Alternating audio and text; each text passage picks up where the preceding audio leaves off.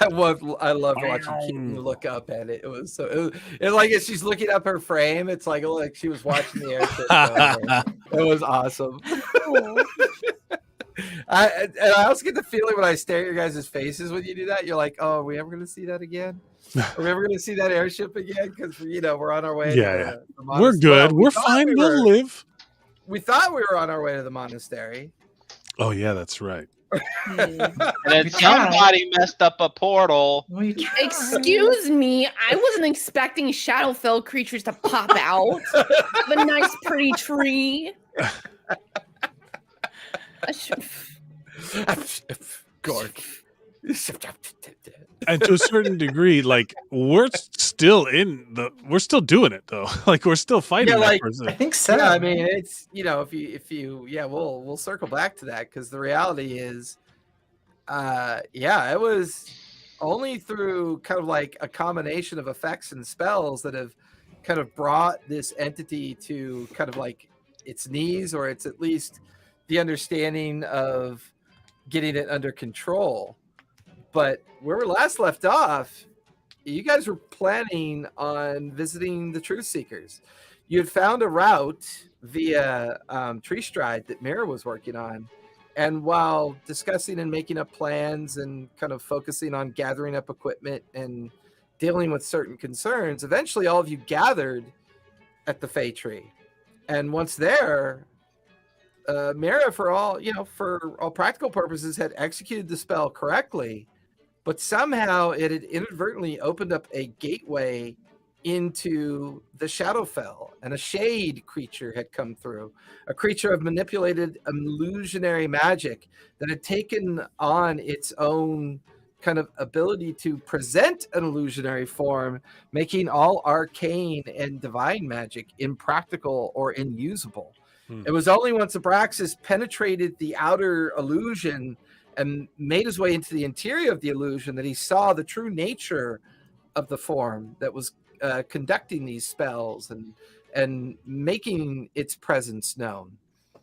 And we had a vision of a dark, kind of like nearly undead looking thing, but it still had a bit of humanity left in its visage. Probably what was more interesting were the 9 severed heads it had attached to its chest and body and everything else that came with that. The emblems of the 9 hells, an individual emblem on the forehead of each one of the creatures. The battle raged back and forth. We saw Mira call upon her fire elemental form. We saw Abraxas and Keen and Frigette and Gork all struggle to try to figure out how to connect with this creature. And most importantly, we saw Frigette get put in a hamster bowl. Yeah, that happened and almost multiple containers. And as these strange creatures were using these magical lanterns to either banish or capture each of the individuals of the party, it was only after Abraxas managed to dispel or get rid of the illusionary state of its form and undo its anchor with the portal by getting that portal closed. Once the portal was closed, everybody that was either contained or being sequestered inside of either a lantern or by one of the creatures that tried to steal, I think more importantly, tried to steal Frigette at some point. And Gork invoked his god. Yes, he called upon Grumash to help deal with this, which I believe is what helped dispel the effects of the portal, slow it down, make it vulnerable to the interference of the group. And once that portal was shut, everything became undone. The anchor of the illusions and the anchor of the creature severed. Only the strange, shadowy, undead form of the creature remained behind. But I believe where we last left off, it is currently incapacitated, restrained. It's in the process of under the effects of a particular spell. Does anyone remember that particular spell? I think it was Chromatic Orb, wasn't it? What? No. Whoever went right before me did. Somebody stunned it. Yeah. or something. I thought that Yeah, was Mira. Frigette did, Or and Frigette? I zapped him with the sunbeam that really Sunbeam. knocked him down. Yeah. So sunbeam. And then between I think Frigette- he's blind too. yeah, Yeah, what it he's is, blind he's from my blind. sunbeam. because between Friggette's stunning strike, Mira's casting of was it Moonbeam or Sunbeam. The sunbeam, Sunbeam? which is still And- up. Yeah, and I believe it was blinded by somebody else's effect. It was sunbeam. It was currently restrained, incapacitated, and being held on the ground by this combined effect. More importantly, Frigette hovering over its now prone form. What would you guys like to do? I'm It's Gork's immediately, turn next, I think. yeah, I'm immediately gonna snatch up those stupid heads that were like shooting shit at us. The lamps or the heads? The heads. The heads are On currently him? attached to They're his body. attached to the man. Is there a way I can detach them? I mean, he's currently magically restrained, and that has a limitation to its Oh. time, as a reminder. And we're currently out of initiative, so coinciding effects can take place here. Okay, I'm gonna grab his staff. I'm gonna take that from him. Okay. And you said that the heads. How are the heads attached to him? Give me a perception check as you examine the body. I should. probably Anybody have else that. want to do anything? Frigette, you're currently over his form. Mira's nearby. Braxton Keen is nearby. He's blinded, right? Yes. He's Yes. currently blinded, restrained, and stunned. How messed up is he? How much damage do you think we did to him? A lot. We did a lot of damage to him. Give me a Okay. medicine check as you try to understand what's been done to him. I want to pull out some rope and tie him up. Okay. Give me a sleight of hand. Fake See your medicine. general effort as you try to accomplish I got that. a 15 for perception. Okay. Yeah, Mara's still kind of floating with her boots, and she still has the Mhm. sunbeam in her hand, and she's looking like she's staring down the sky. Like you're still concentrated on it. It's slightly Mhm. off to the side, like just in case you need to deal with him. So we'll say as a reaction, you're ready to use the remaining time of that to deal with him. Frigette, what'd you get for sleight of hand? 15. 15. It's strange handling him. At first, the first few moments that you touch his form, like it's illusionary at first, and it's almost as if like his physical self is moving so fast that he's like a blur, but you manage to like grab onto his like desiccated wrists and begin to tie those off with rope, and you kind of do the same thing with his feet and ankles while Mira's kind of like standing over him.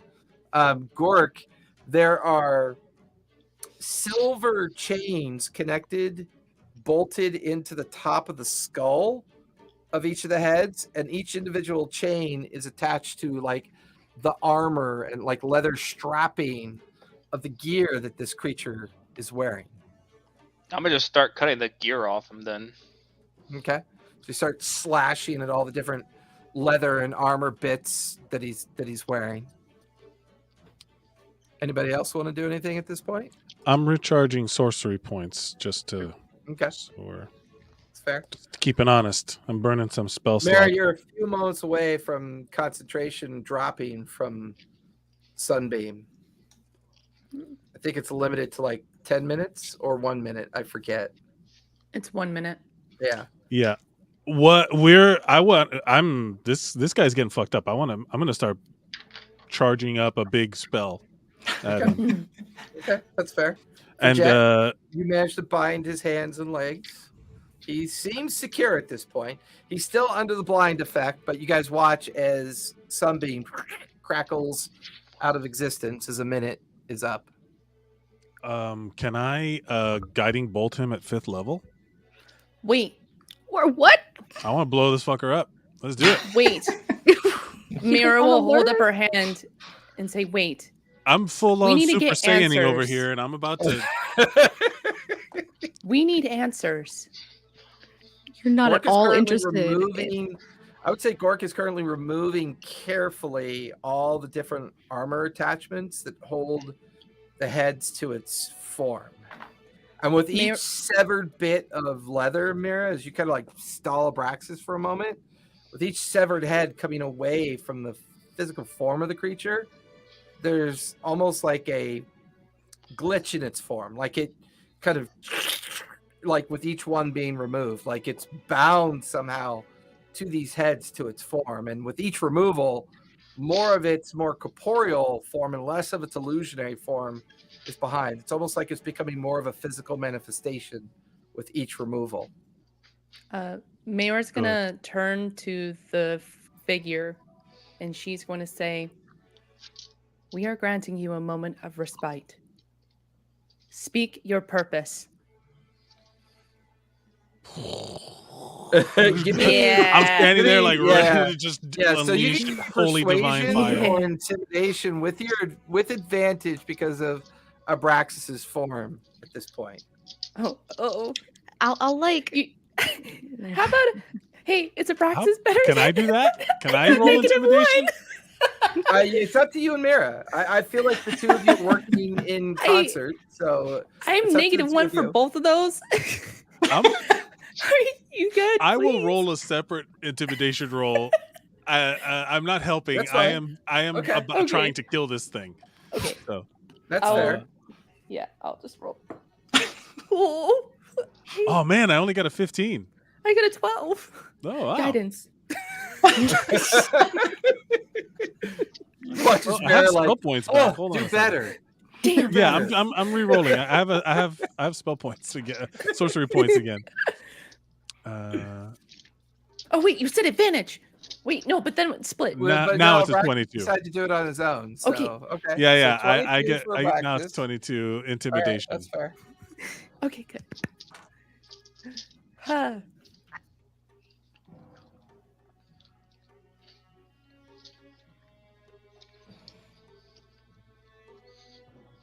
Have What'd you you get, no Mira? tongue? What'd you get, Mira? I forgot. 12 or 15? I got a 12. 12. There's a strange kind of He got a absence 22. of sound. The creature's head turns up, and it's all shadow and vapor, and you can see like the bare like edging and remnants of bone structure.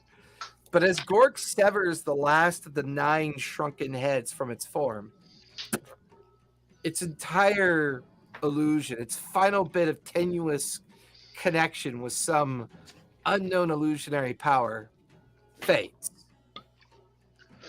And as Abraxas leans over this entity, all we watch is the darkness unswirls, the forms around it fall away.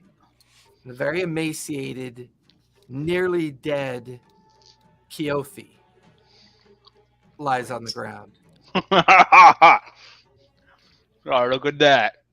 What? One of the and do I recognize this as one of the 9 from my visions or no? No, this does not look. This one looks much more sallowed, unnaturally old, very emaciated, like very kind of like, I mean, a minute away from starvation and deprivation.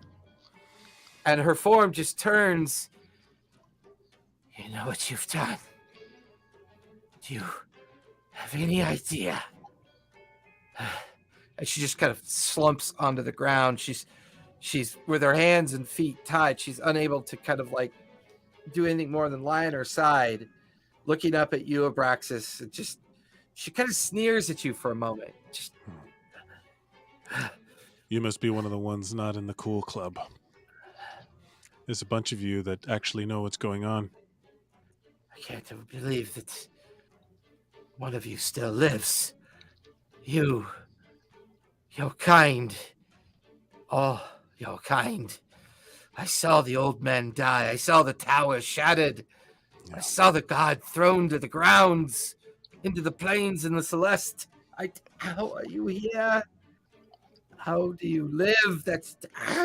She kind of like, she's almost like worming away from Abraxas at this point. She's like, even though she's bound, you can watch as bits of her skin are peeling away from her body as she's literally doing all she can to get away from Abraxas. I'm using my foot to like keep her there so she can't actually get any further away from She has him. no leverage and she's exhausted of power. So I'm a So I would say it's easy. You're just even your small stature, Jet, you just find that like soft point like near her hip and back, and you just plant your foot right on her side to keep her like settled right in front of Abraxas. Which time are you from? When in time are you from? I don't know time. I only know where I was. And I heard them call. All 9 of them called. Yeah.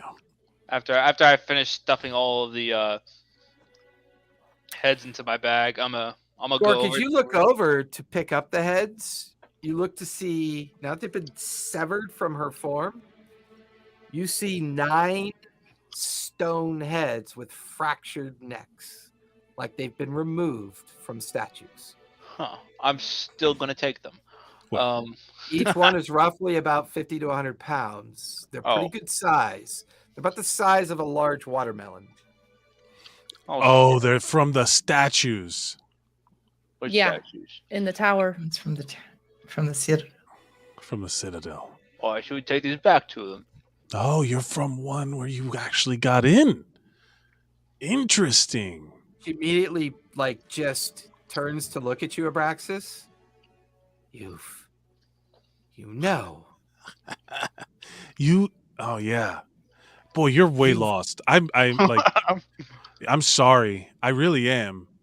This isn't this cannot be comfortable for you, and it's just the nature of time, but you're lost and you're wrong, and your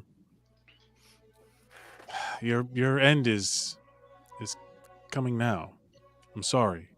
But you lost. She frantically begins to look around as crowds of those that make up this new reformed citadel are beginning to cautiously come forward. You can hear Slipstream kind of his fast moving feet as he comes nearby, and he's, are you all okay? Well, I'm doing just fine, thank you.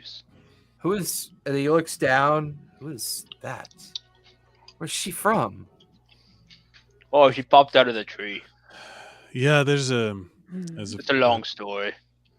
A portal mishap. But would you like my guards to take her under control? No, it's she's under control. And I look at her and I kind of like get down, like, hunker down into her face, and I like get closer to her, and I'm like, you heard the books. You heard them. I heard the 9. Oh, that's right. They're still. Yeah, that makes sense. I heard their screams. Right. I came back for the citadel and the books. I came back because I was supposed to come back. How did you survive? How did you live? You know, resilience, I guess. Just tough guy. But the idea of you being here is kind of a problem. I don't know what you mean, Klaxon. We've met multiple times. Why are you here? No, You died at least 3 times before I found the path into the Shadowfell. Yeah, you went to the Shadowfell. Is anybody writing this down? Everybody write this down. Just got her little book out. She's yeah. Clearly, you're on the wrong path. Yeah, you made a mistake to come here. There's even a Kalistar left here. Yeah, fascinating. We're doing pretty good so far in this timeline, and I'm assuming that you found your way into the Shadowfell through chasing the wrong, following the wrong rabbit down a rabbit hole. You know what I'm saying? I think you are in the wrong place. I don't know who I was when you knew me, but I can tell you I'm not them now. In this now. So I can understand your confusion. I can. And I see now. And she's on the ground, bound, being held by Jet. She's looking over to see where Gork has collected all 9 of the statue heads. She looks was there armor on her? No, it was mostly just leather bindings. Yeah. with the chains kind of hanging off. So when Gork got in there with the blade, he was just like hacking at the different bits of the leather to get them off of its form. And she's frantically looking around, and you watch as her gaze begins to look over towards where the academy is, where the great kind of like the now reformed and restructured academy, and her eyes just glaze over with fear, and she kind of, "Gods, I have definitely made a wrong turn. Yeah. This is not the timeline I'm supposed to be on. What have I done?" It's a tough break, I know. It's very confusing to go from timeline to timeline, especially one that you're not familiar with the history of. I'm sure there's a lot of information you can provide to us as to how you got where you are, but Which it books doesn't are you matter. missing? Which books are you missing? Please tell me, which ones are you missing? Is that really privy for your knowledge? Well, I don't If think you it tell is. me I mean, which one- I don't think it's going to affect. I don't think it's going to change much because I'm about to blast her into if you tiny tell little. me which ones are missing, I will tell you how to return the heads to the statues. It is the only way that the Citadel can contain the books. That I can assure you. Did our Citadel has heads, right? The statues have heads. No, they're fractured. Oh, got it. They're fractured. What makes you think we should trust your words coming from the Shadowfell? You clearly don't belong here. My obsession with the Citadel, you should absolutely trust. Giving these heads back to you and telling you how to put them back on guarantees I can never, ever take possession of it, for I do not have all the books. Well, But why the hell would if you the tell me? timeline is fractured, if things have been undone due to my poor choice of path I took, the missing books will tell me everything I need to tell you. This I can assure you. My fate is sealed. Whether you kill me or I tell you what to do, I am undone because I have made a poor choice. Why I don't was you not just meant for this path. Yeah, you're in the wrong place. And I'm gonna just I'm just gonna tell her, the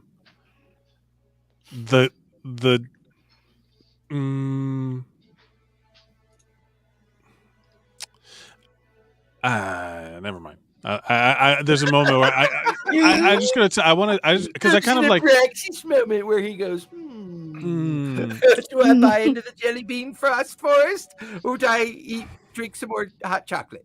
well, Well, it's he's also still glowing, right? yeah, no, I'm fully charged up Oh, with yeah. some sorcery yeah. points. I'm probably wavering in like that time waver mode a little bit, but one of them is very still very corporeal. And Gork, the staff that you also hold is made of solid iron and of something else. It's interwoven with something else. The orb in the top of the staff glows a soft yellow and is orbiting on the staff in kind of like a clockwise motion. What would have caused you to go on this path? How would it have been fortuitous for you? All I know is for the 1,000th time I laid siege to the great clock tower, fought his master, Klaxon's master, time and time again. With each defeat, a gateway would open, and I'd travel through, and each time it's the wrong choice. But each time, the choice was not definitive. No books were found. The end not yet written, so certainty was not absolute. But as I stare at the five of you and she looks around, stares up at Fredette with a kind of intense frustration, I better understand that I have made a poor choice.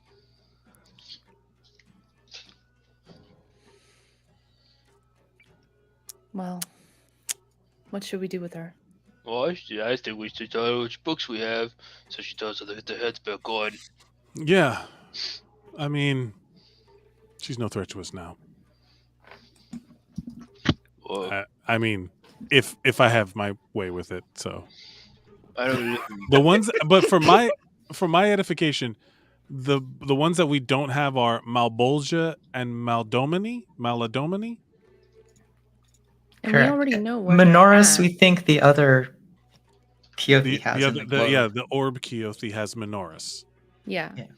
Yeah. And then That you're now certain she does because you've Yeah. already investigated her inside the stasis field, which rather than being a globe of invulnerability, it determined was a globe of stasis. Mm-hmm. yeah. And it's almost as if she's moving so fast, there's slight movements in her form, which is the termination of countless time streams. Mm. But the book remains the same. The Menoris book is gripped in one hand, while I believe she had a stone in the The other star-shaped stone. Yeah, the elemental hand. stone. The elemental power stone. Yeah. Um, Ooh. We should ask her about I would that. say there's a moment that the hesitation, she kind of lets out a slight laugh. You don't know. Oh, You no. don't know the weight of your path. This truly is an isolated timeline. And tears begin to run down her face, and she seems to get more and more kind of like the weird kind of excited, not the happy kind. You know, like the insane excited. And for Jet, with your foot on her hip, Keen, you've seen this kind of madness before. This is someone that has been obsessed so long. This person has crossed that threshold that you walked away from.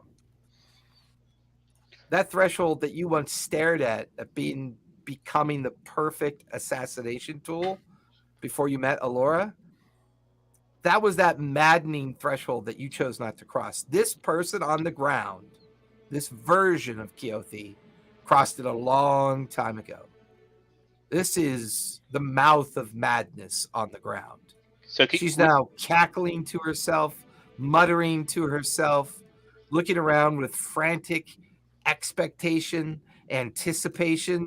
Slipstream immediately backs away from her and just kind of says, I'll keep everybody away for now. And he just kind of backs away. You can hear him yelling for the guards to keep everyone at a distance. Now crowds are forming and muttering because at this point, a lot of off-site people have been showing up over the course of the last week or so. So there's curiosity abound in this crowd of all mixed kind of, you got people here from Marquette, you got people here from Othensia, from, the greater cities of Wildmont. You've got, you've even seen a few airships from Amon. So there's a lot of people that this word has made its way out to who've come to see this infamous citadel because there hasn't been a flying citadel in 1,500 years, not since the collapse of Aor. I think just- we should move this elsewhere Somewhere else. from prying eyes. Or I'll just turn to the cackling Keothi. I'm just like, shut up, and I just can I just knock her out by knocking her on the head with the iron? She goes Oh. unconscious. Or I'll just pick her up and throw her over my shoulder. She's so light, it's like carrying paper. You can feel bone, skin, and muscle. And that's all you feel on her form. Slipstream. Yeah, Gulk. Or these heads here, is the broken on the ground, the stone ones. Yeah. Don't throw those away. We're gonna come back for those later. Do you want me to get them to your people on the inside? Your Yes, Templar yes, guard? yes. Give it to them. Okay. We'll pack them up and get them over to the academy. I'll turn them over to your main watch. I was telling the others we should take this back to the ship. Okay. Eventually, you guys gather up Keothi's desiccated form. You gather up yourselves and begin to. Are you heading over to the airship? To the where are you heading to? There's lots of possible locations because there's been a slight interruption in your plan. to head back towards Rourke's Drift or Rourke Spire, and find your way over the mountains and through some of the local path. Take one of the local pathways down into the borderlands between the Floquet and the Savalier Wood and the open plains. So there's you were going to go to the monastery, but now you have this new diversion in front of you. So we were at the tree. What's the closest place where we can go for privacy? Would that be like the council chambers or something? Unfortunately, the council chambers here are in the open air platform right next to you, right? That's where they meet, discuss. There's the academy, which you can see the dozen or so local guards gathering up the statue heads, and they're beginning to make a single column formation in that direction. Over off, still stationed over by the now reformed tower and the reformed wall, you can see where your airship is tethered. That might be the closest point. Well, we do have holding cells in the airship, I would think. Or we could just lock her in one of the rooms. Or put her in one of the crates and lock the crate. Yeah. Or we could just wake her up, interrogate her, and then kill her. Let's just take her to the ship and have her in one of the holding cells, and we'll ask more questions later. Maybe get enchantments on the door or something. I'm going to turn to look at the tree. How's the tree looking? Give me a nature check. It is glowing green. Hey, Abraxas. Why'd she call you Klaxon? I mean, who knows how many other versions of me she's come across. I don't know. She says 21. Is that your original name? I don't know. I didn't have a name in the lab. I had this, and I have my Abraxas amulet, and it says Abraxas on it. And I've just kind of taken that as my name. I wasn't named anything other than what the lab gave. The lab gave me my name, and I was. Oh, I have a number actually, but I don't remember what it is. Why would she wage war upon your kind? My kind. I'm not exactly sure what she means by that, but there's a vision I have of I guess we'll call it a dragonborn army fighting a version like dragonborn technical beings, magic tech beings. It's this. That cat's like totally listening to you, Mike. Yeah. Listen here, Tabaxi, shopkeeper. The idea that I have, it's like versions of me, or like different iterations, we'll say, of me in the timeline. Could be. I mean, look, I've told you there's versions of you that came and went, and I'm just one of me. One iteration of me has seen multiple yous already. So God only knows how many iterations of me she's come across, and how many iterations of her there are. Like Keothi, for the lack of a better term, is playing both sides against the middle. There's the Calamity being never ending, but the other versions of her may want it to go one way, and then certain versions of her may want it are in favor of that, like keeping the Calamity going. So it's like, you know how there's that saying, you can't be all things to all people. Well, she's trying, I guess. There's multiple versions of her. Maybe they're out trying to stop her. I don't know. That globe of invulnerable, that stasis that she's in right now, could have been her way of removing herself from the equation. This timeline's Keothi from removing herself from the equation, at least until she can get right place, right time, and come back, and maybe finish the ritual or like disrupt it and keep the calamity going. We don't know. Yeah, It's we don't this- know what her intentions are either. Oh, Yeah, Klaxon.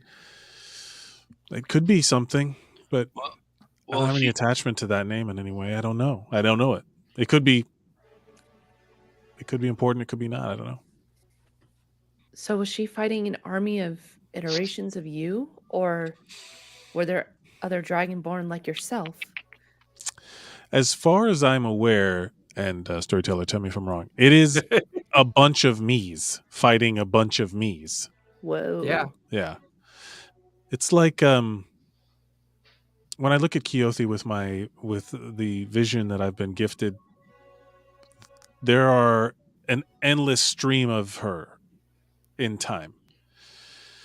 We all have that in some way, but some of us are more in line and more in focus. If that makes sense, like the timelines have brought the iterations of me closer together, and maybe at some point there will be, or there was. Time isn't really like relevant in that scenario because it's outside of time, and it was. I don't know. The old man and I minor illusion an image of Keith's head just exploded. yeah. Yeah, we're walking and talking. As Yeah, we're you're going like, you through guys are Sure. walking towards the airship and having this conversation at this point. It's hard to have fourth dimensional conversations, you know what I'm saying? I'm gonna minor Okay. illusion my vision of the old man, of the wizard figure. That's not Kronos. Is it Kronos? When I've Mostly depending on how you tell your story, most of your understanding of your kind of time stuff. well, no, most of your understanding of your real only interaction with Kronos Mhm. was during the closing of the Stygian Gate, Right. when there was a collision, almost like a collision of one of the timelines at that point, because the gate was closed and the book was retrieved. And you get the feeling that at these collision points, certain interventions are able to happen. And whether or not you guys have all shared your interventions or not, in that one, all of you kind of had unique interventions, whether it was with the Saren Ray or a memory or a mentor, someone who had recently, attached themselves to some people. Gramash, the contention when we of got either our gifts. Yeah, when you got those Yeah. gifts. But the vision, the being with the nine tendrils. Yeah, so that's always been elusive. Like there's never been shape or animus to it. There's never been form. It's almost as if it's an untold story of completion, and that's the unknown threat. As everything else, like your vision of the Clockwork Tower and this old man who seems to be manipulating everything around him, and there are thousands of different versions of Abraxas in perpetual combat with orbiting dark celestial points interdisposed, right? Whether it's the convincing that, and I don't even know if Gork has shared this yet, but as a reminder, Gork's intercede with Gramash, he's been gifted the act of the God Killer. But he's never really talked about it with any of you. So that's something that he still has to figure out what that means to him. And forever ago, it feels like for you, Keen, as you guys are walking, once again, you absentmindedly twist that ring around your finger, that simple copper ring that you know was gifted to you by the individual that you saved from the Gramash fire caverns. And eventually during your interlude, he had chosen that opportunity to use that combination of time coming together to finally go back to wherever he came from. And he left you that ring of wish on your finger. For Jet, gaining the understanding and the truth of the Saren Ray was gifted to Sash. And then what'd you get, Mary? You got your staff finally, didn't you? Yeah. Yeah. My mama gave it to me. Yeah, the vision of your mom, who, from your perspective, she should be dead, long gone. Yeah. And I would say Abraxas telling his version of the story reminds each one of you of that point in time, that near death situation that seemed to create this crossover event that kind of brought you all equally together and outward at the same time. But I would say Abraxas is the first one to really share in depth the notion of that moment. Right. And I'm going to kind of reveal the old man wizard figure or whatever that I guess Are you is. gonna put him into illusion? I'm going to like form him in my like a small version of like certain images, like just kind of in front of me, like How Star Wars style. Detailed enough that if he's recognizable, someone might try to recognize him. I don't think I have that. I've ever seen the details, so I can't really recreate it. You've you do seen that out in enough the of them to streets? give him some kind of like representation. Yeah, Like his long white hair, his kind of yes. stoic appearance, his eyes, and his profile in general. You have that in mind. Right, which, well, yes, like I don't have like I haven't seen like a clear look at his face to Correct. memorize it. Correct. But I'm giving it like, all of the defining characteristics that I have seen or can see from the visions that I've had, except for like the hood is very drawn down, you said, and Yeah, his like face, at the eye line, like the eye yeah, and nose line. So it's all very anime yeah. shadows on the face kind of situation. Yeah. Dark So Sidious. yeah, full Oh, Dark Sidious. Nihilus. And so I'm gonna form that if I can, and be like, this is the seeming mastermind of that event, but that I For Jack, give me a history check as you stare at the illusion of the presentation. Why would you be fighting Keothi? She is Keothi. No, but she mentioned about having a battle with the Klaxon army. Why? I don't know if I think we should just get the books and figure out the rest later. Yeah. there might be a problem, and at some point in the future or past, I may have called on my iterations and brought all of me to fight all of me. I don't know. I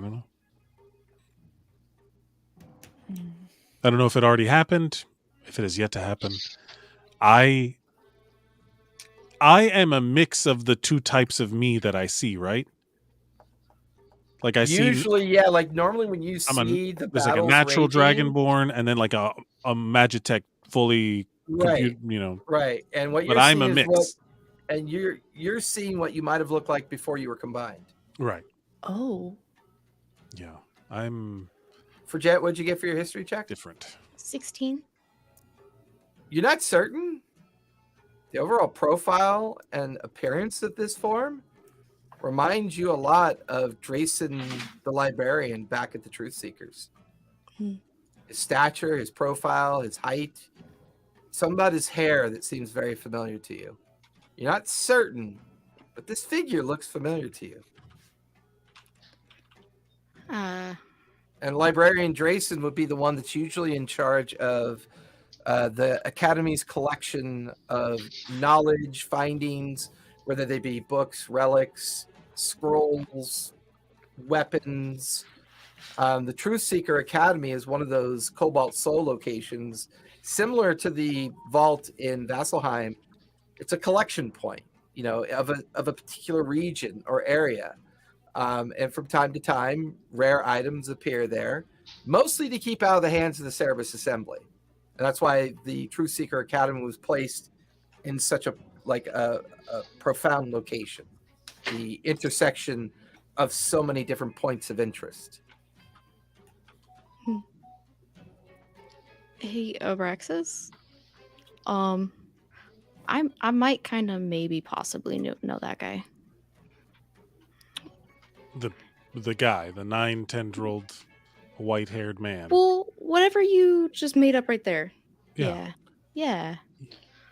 Where do you Um, know it from? What? Back home. Well, I guess we're already going in the right direction then. Yeah. Yeah. We were headed that way anyway. Almost seems as if by fate.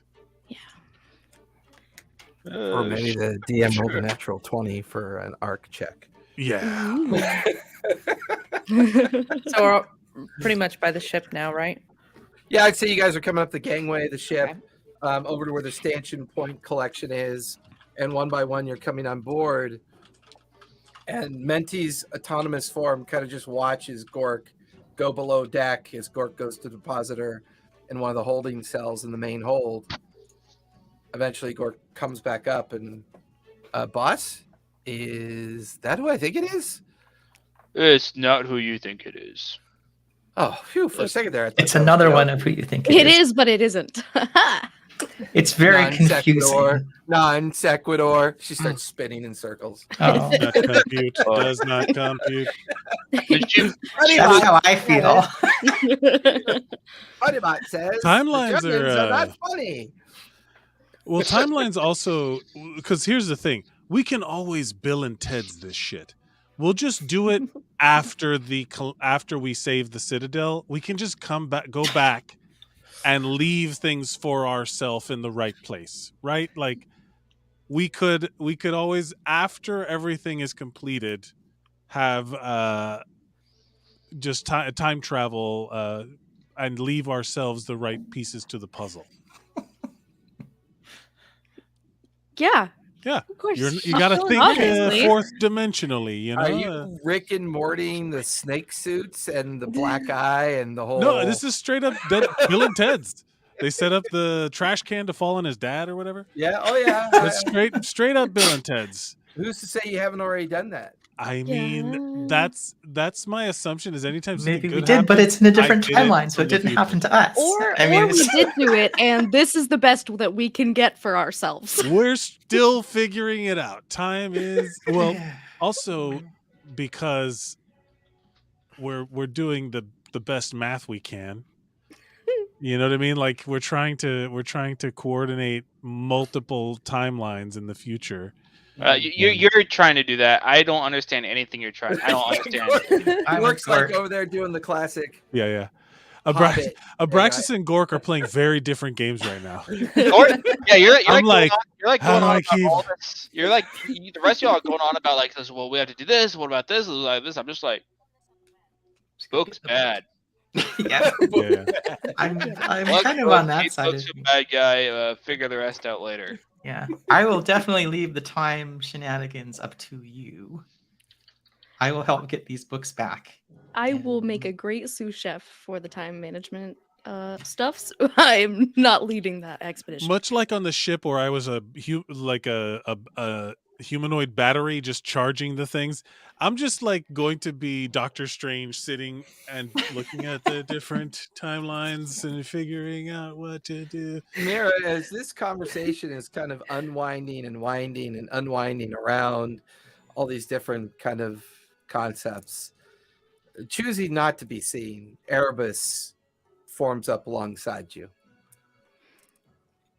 And just, you can feel his warm light just kind of pulse there for a moment. And he just kind of, the telepathic bond establishes itself. And you could hear his voice begin to take note in your mind. Yeah, Mira's just gonna, when she starts to feel that pulse, she's gonna quietly remove herself from the conversation and head towards her room. Okay. As you and Erebus are kind of walking across the main deck towards the hold that will take you down, I'm not really sure. What is the absence of things? What is the absence of anything? If there is total absence, could you say there is nothing? The fear There's that always our something. But the fear that our people ran from was self-inflicted. We know this now. finding the priestess that led them away, finding your way back to the staff, the dream walk that you had, your future self warning you on this particular timeline, Mira. This one. Is that not reticent of a bit of augury, a bit of understanding of expectation? Only the wielder of the staff of our forebears can do a dream walk.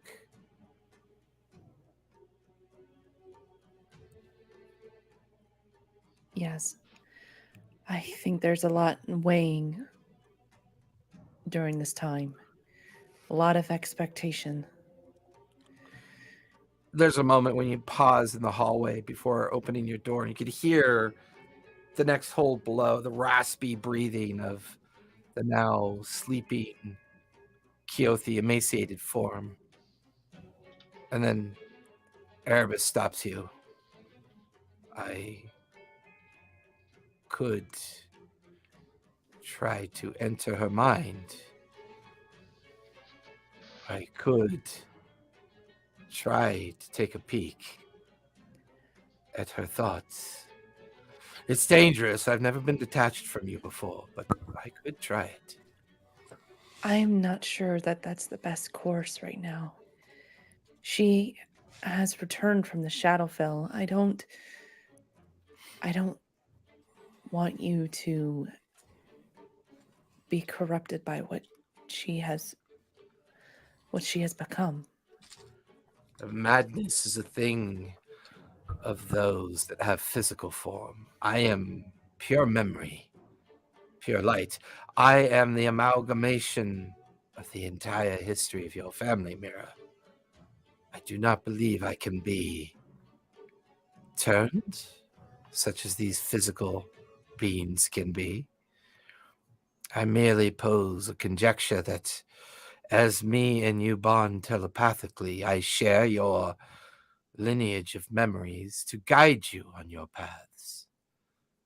That's been reliant up to this point. Now that we know that the nightmare that we ran from was not a real thing that we thought it was, but a making of our own manifestation of fear and lack of understanding of the rest of the planes of existence. And we allowed that to drive our people away in many different fractured locations. For all we know now, the priestess that gave you the light to carry finds our people now, and they make their way back to the Valley of the Grey. I don't know. All I know is that your path is important to me. If I'm to collect you and keep your memories intact for when you pass me on to your family's future. The one thing I can't help but notice, Mira, during your dream walk, I was only conscious of myself. The Mira that you spoke with showed no signs of an Erebus, a memory, a past of your culture and your people.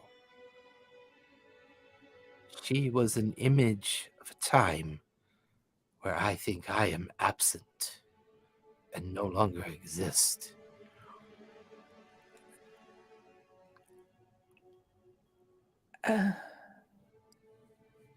Mayra is just kind of like at a loss for words, and she's like looking towards Keothi's form, like with pity and like. Yeah, you're like standing on the edge of the downward stairs. Your door's here. Yeah. Erebus is alongside you. You can see her feet, her like the holding cell that's been ad hocly built by the automatons was more designed to hold feral animals for transport. But it's a Yeah. heavy enough structure. It's bolted to the ground or bolted into the lumber. It's strong enough, and she's quite weak. But every now and then you see her feet twitch. You hear her ramblings of madness and the occasional cackle of someone's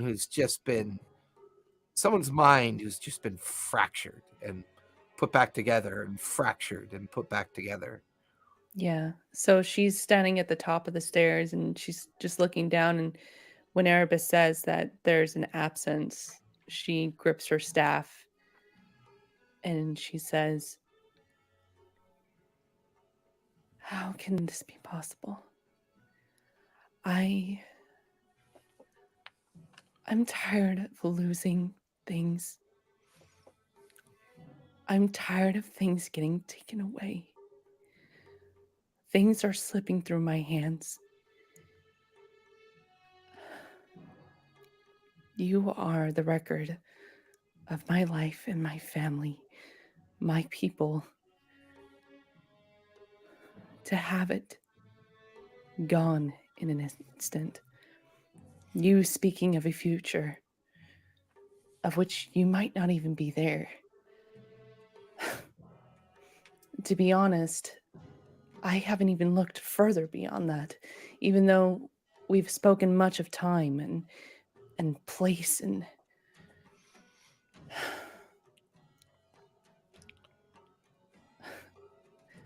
I just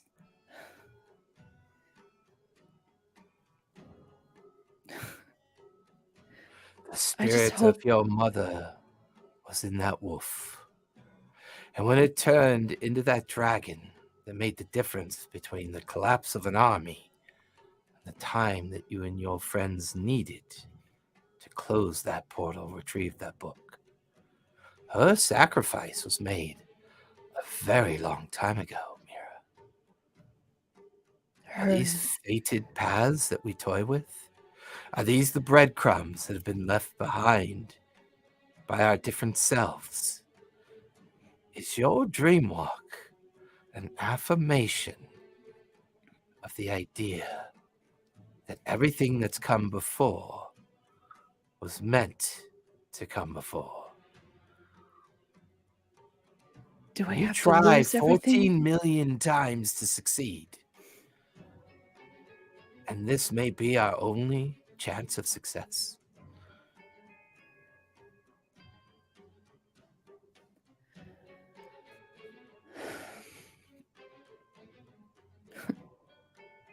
I understand your trepidation. I understand my purpose. It's just I've lost so much. And I hope that it will be all assured and worth it in the end. I don't want it to be in vain and for nothing. That is my wish. The orb that is Erebus pulses a little bit brighter. I wonder which end lies at the end of which string. Which string leads down which path? Which path intersects with which world? Which series of worlds intersect with what series of planes of existence? She'll descend down the stairs slowly as she's hearing Erebus speak. Do I have your permission?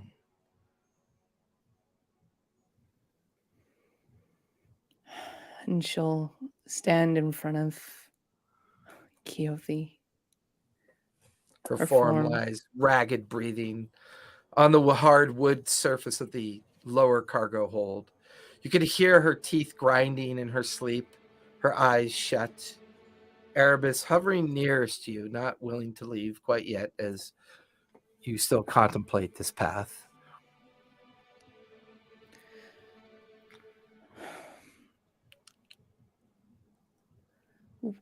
What exactly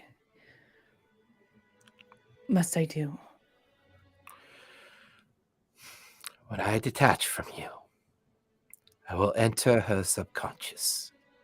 I will attempt to identify her fractured mind, and I will reassemble it.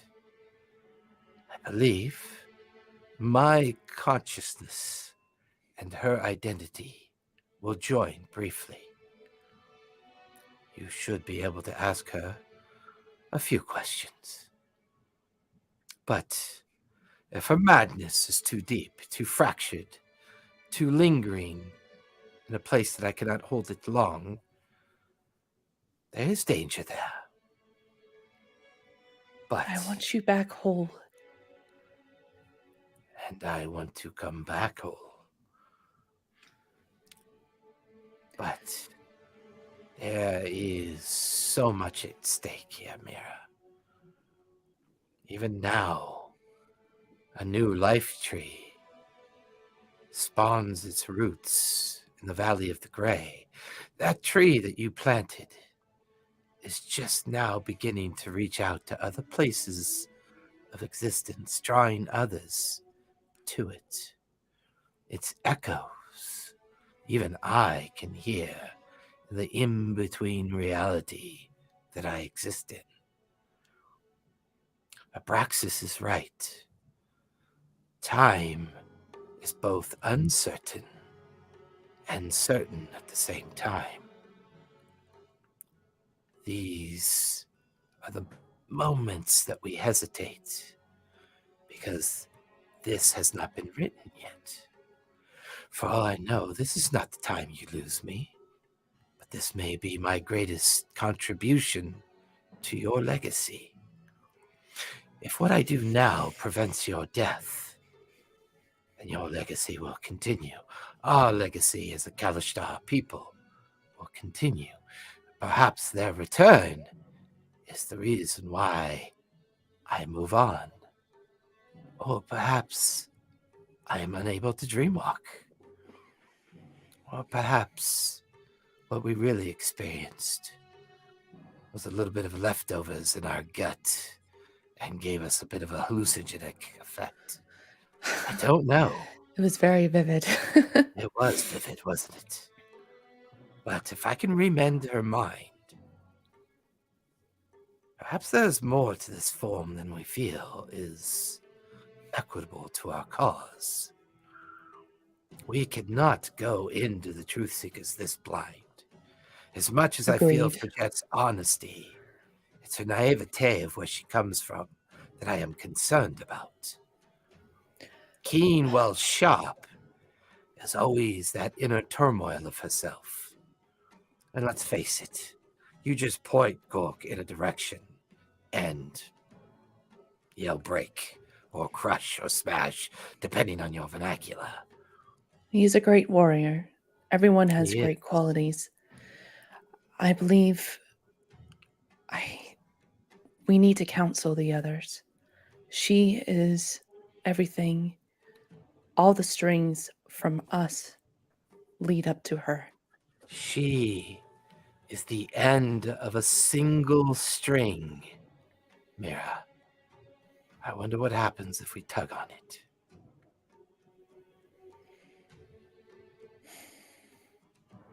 You can counsel the others, but I fear they will talk you out of it. And I feel that Abraxas' choice is already made in his head. He intends to destroy this creature. He intends to put it out of its misery. There is too much of him in what this has become. His potential of becoming this maddened creature is not all that dissimilar from the creature that we see here. He holds on to his sanity through his love of you and the others, and the sense of his own purpose of the mystery that he travels after. But your path is of your people, giving them a place to call home and calling them back to where they belong. And that tree that you planted in the valley is that voice, and it echoes loudly.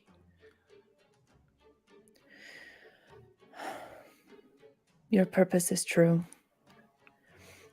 I will trust you with this task.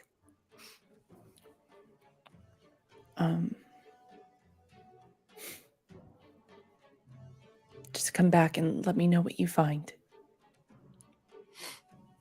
You feel this separation of energy. You watch as the orb that is Erebus turns into dozens of different Kalashtar forms. As the disconnect of over 1,000 years of generational memory take on those physical forms. And one by one, they float between the bars and dissolve into the form that is Keothi. One by one, they drop away. Her And Mira eye, will crouch down and carefully watch Keothi. her eyes flare open with a similar blue-white blinding light.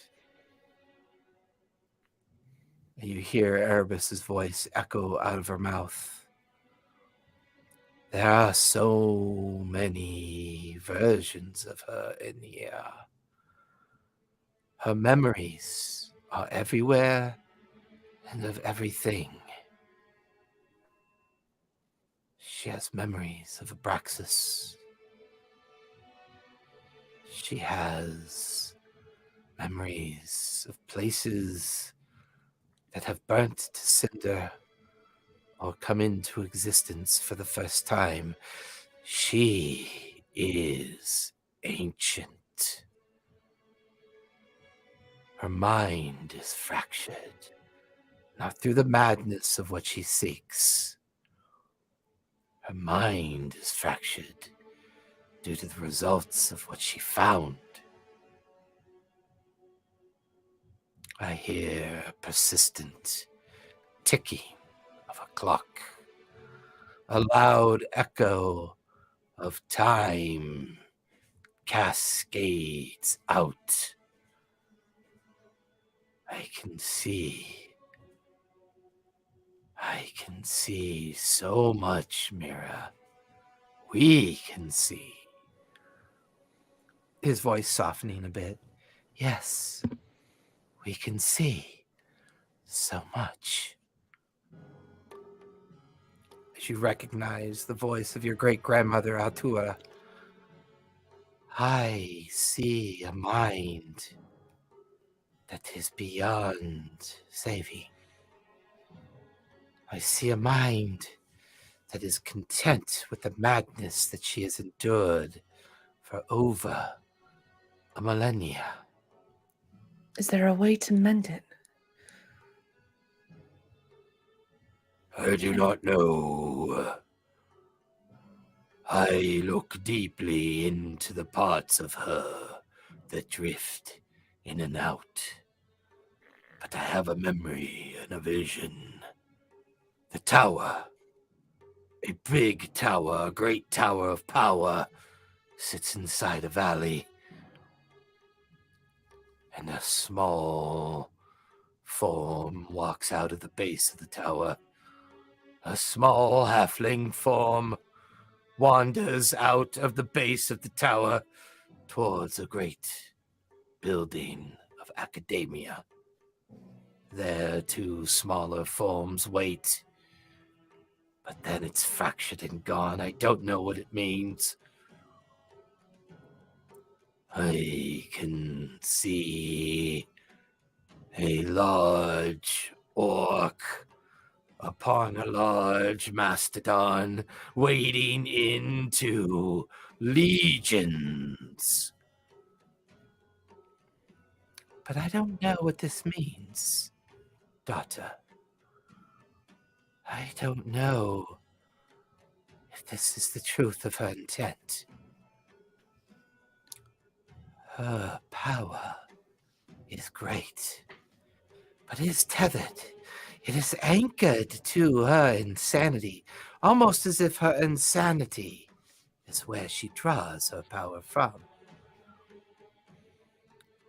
As you recognize the voice of your mother echoing from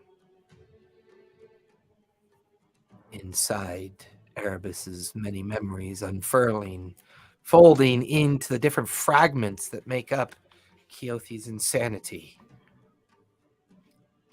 He watches the form stands without any trepidation, no sense of lethargy or weakness. Mira will stand as well, It grips, carefully looking at her. Yeah, it grips onto the bars. There's so much power here, my daughter. It's as if there are thousands of her searching for something. They wander in and out of so many different places of existence. They're There are worlds underneath their feet. There are lingering bits of madness that get left behind each time.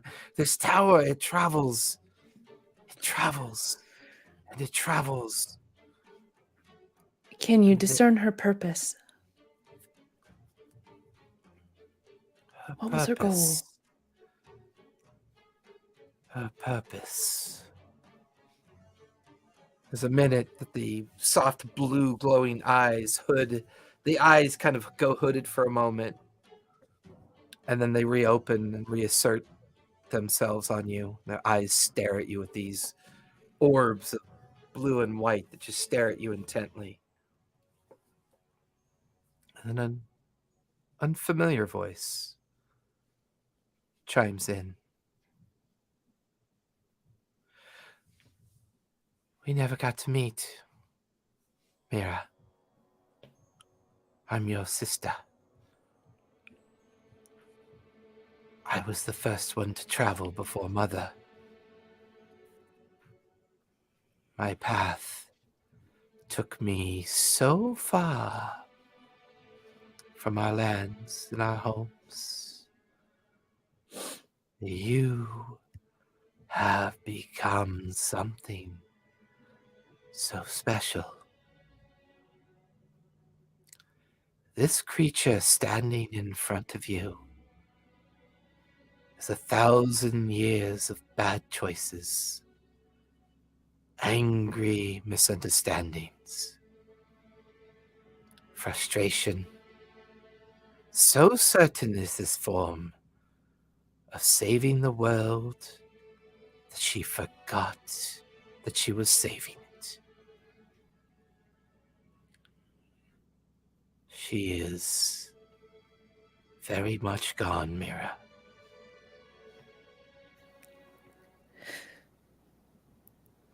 And so are you.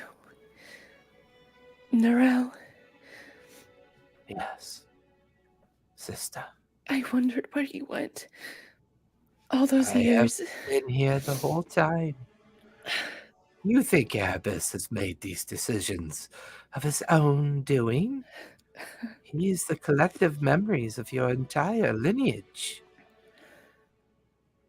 As much as I'd like to be able to influence them all the time, it's not always possible. I'm an echo, but I'm your echo. I was hoping to find you. And you have. Another breadcrumb, perhaps. Another hint. Another nudge in the right direction.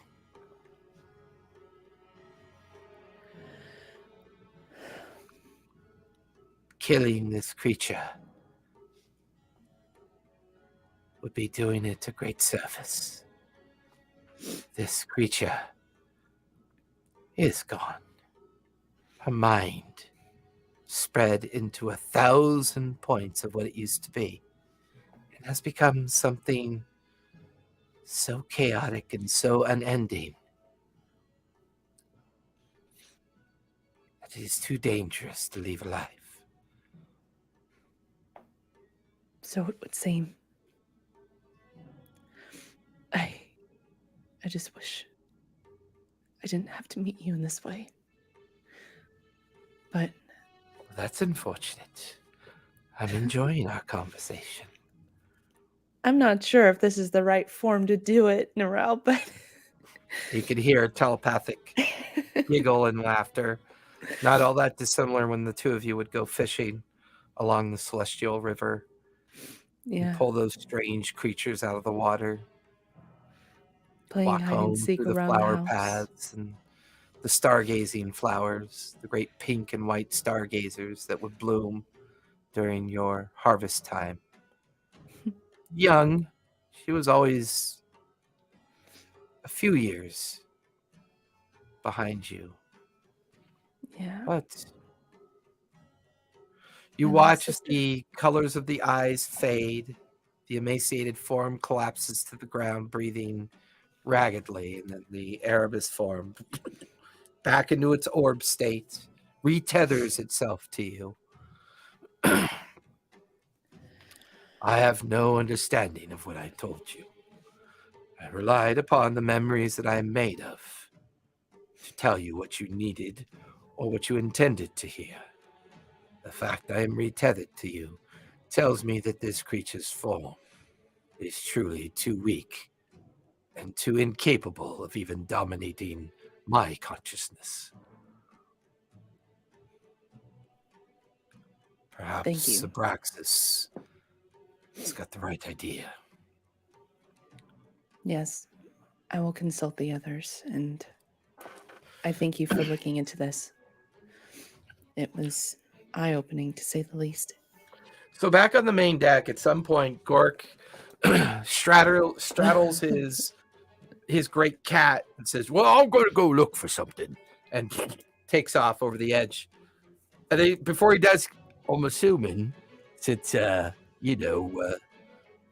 fucked up the tree, we're gonna try that again later. Or are we going tonight, Abraxas?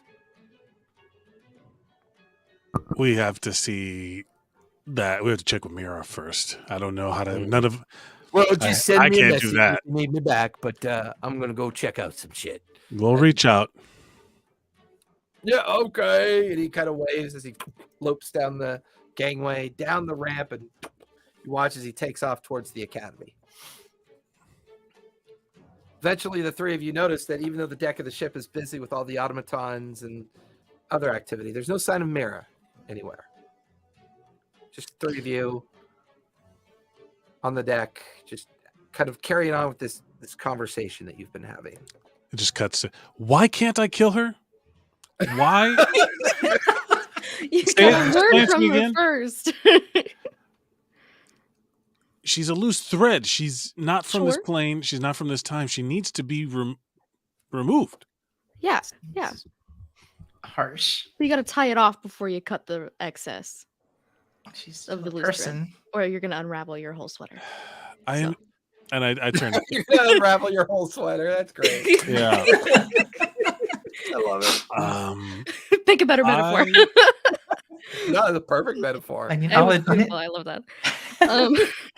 I'll admit she's dangerous. Right? She's She's mad. She's single-minded. She'll never give up. But well. yeah, No, it depends. it's more along the lines of the knowledge she has. We know what the big picture is, and there. This is something that, to be fair, we should be ready for. The other versions of us who are on a competing quest. There might be another Frigette or Keen out there I can that take her. look. This is I'm here in this timeline because I feel like that we are the best versions of ourselves. This is the timeline for us to be successful, but there's also the worst of us out there. He was thinking Yeah. about what she was before. Yeah. Where it's like, We've all potential.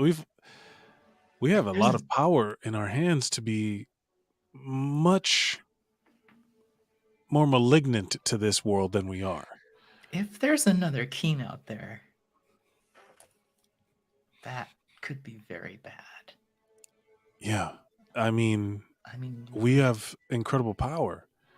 she could be anybody. Keothi's knowledge is available to this time until we kill her. Yes. And we need it. We run the risk. It's like right now our airship brig is a vault of treasures for the right kind of person or the wrong kind, you know what I mean? You get it. The idea, anyone seeking that information, anyone seeking a clear, and I look at Frigette and I'm like, that lady from the Cerberus Assembly would kill every one of us to have an access at that mad mine downstairs. So that is the longer she exists on this plane, the more of a threat she becomes. People saw her. Mhm. People saw us talking to her. People saw everything that went down. So that, like, more than us knows, that's one person too many. If one more person than us knows, that's one person too many that knows. And this is, as much as I don't want to take anyone's agency away and not want to hold anyone against their will, I'm not above removing her from the equation. Because bigger picture, that's an evil lady. That lady is not here for altruistic reasons. She heard the call of the 9. That means that she can hear them. Someone else could be just as capable. We have to be careful. We're very close to the end, and this is when, like when a machine powers up and it gets to its full speed, that's when one thing could throw the whole machine out of whack, and all of that energy that's being generated will just go into destroying it. Mm-hmm. So, you ever thrown a brick into a washing machine? Never mind. What is washing machine? You ever thrown a brick at a washer? One of the orc crew kind of like walks by. Why would you throw a brick at someone washing clothes? That don't make sense. Yeah, no, don't worry about it. Don't worry about it. It's okay. And then I imagine in the scene, it's like in the movie, it's bookended by, so why can't I kill her? And then it cuts. Like it starts with, why can't I kill her? And then, why can't I kill her? And then it cuts. Mary, but I want to murder this person because it is Mary, too are you heading dangerous. back up main deck, or are you still going to your room? Ooh. I guess I'll make my way up to the deck. So you just heard the last part of that was like, I'm gonna so murder why her. can't I kill her? The three of you look over to see Mara coming up out of the cargo hold, off the stairs, and she's back on the main deck. Yeah, and she looks a little bit visibly shaken, but she's trying to play it off. She's going to say, well, it appears that Keothi really isn't fit to be here any longer.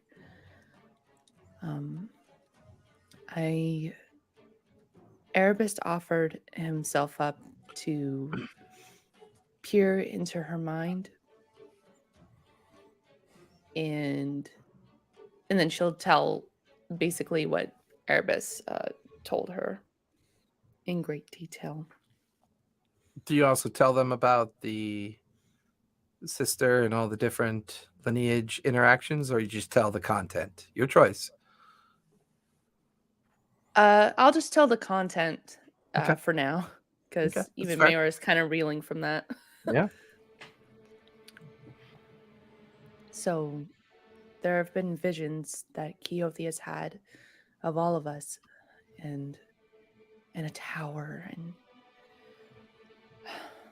her mind is broken from all these revelations.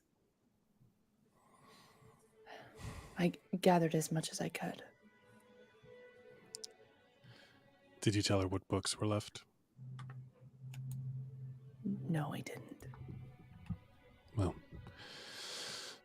if there is a trick to keeping these stone heads and reattaching them to these, if there's something that needs to be shared, she said she would share it. So Yes. Yeah.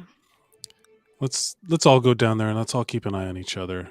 I don't want her casting any spells, and I don't want her invading anybody's mind or taking control of us, her harming us in any way. She's very weak at this moment. Yeah, if she tries anything, I'm taking her off the chessboard. Okay. Okay. And so we all go down. Make them away. Make them all the way down to the murder cupboard. I mean, down to the hole. Murder cupboard. Our way Well, for an what execution, it's fine. What I'm going to do is, right as we get to the door, I'm like,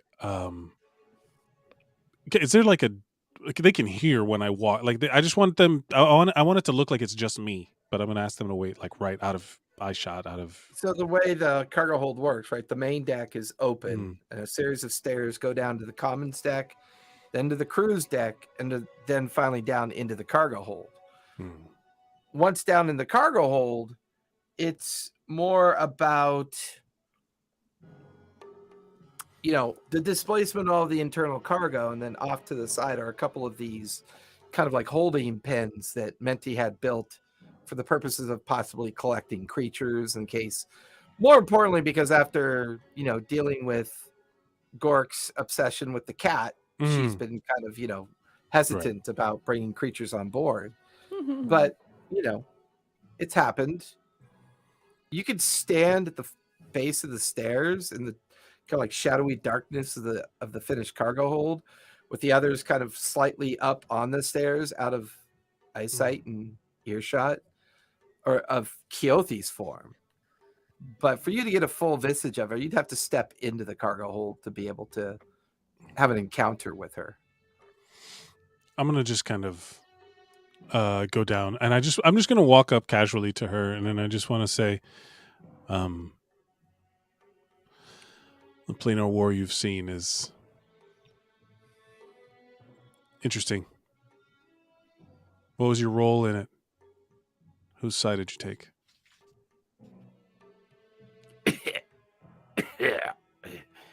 Whose side did I take? Does it really matter anymore, Executioner? Yeah.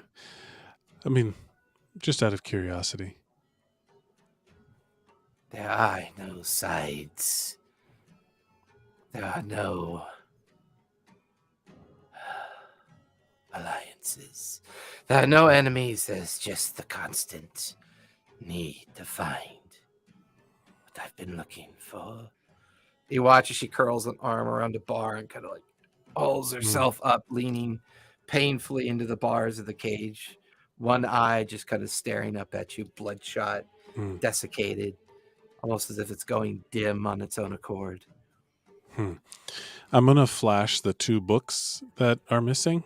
We haven't seen anything of them, right? You've had some kind of like historical findings and writings and some. I'm basically. I'm You gonna know see what in the they tower. are. Yeah, you know what they are. You've seen images. Right. You understand what they are. You have the idea of what they are, but you haven't physically seen them yet.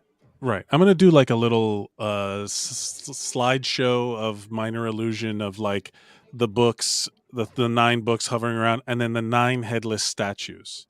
It's like, we know what we're missing. We know what we need. And it's which was the ones?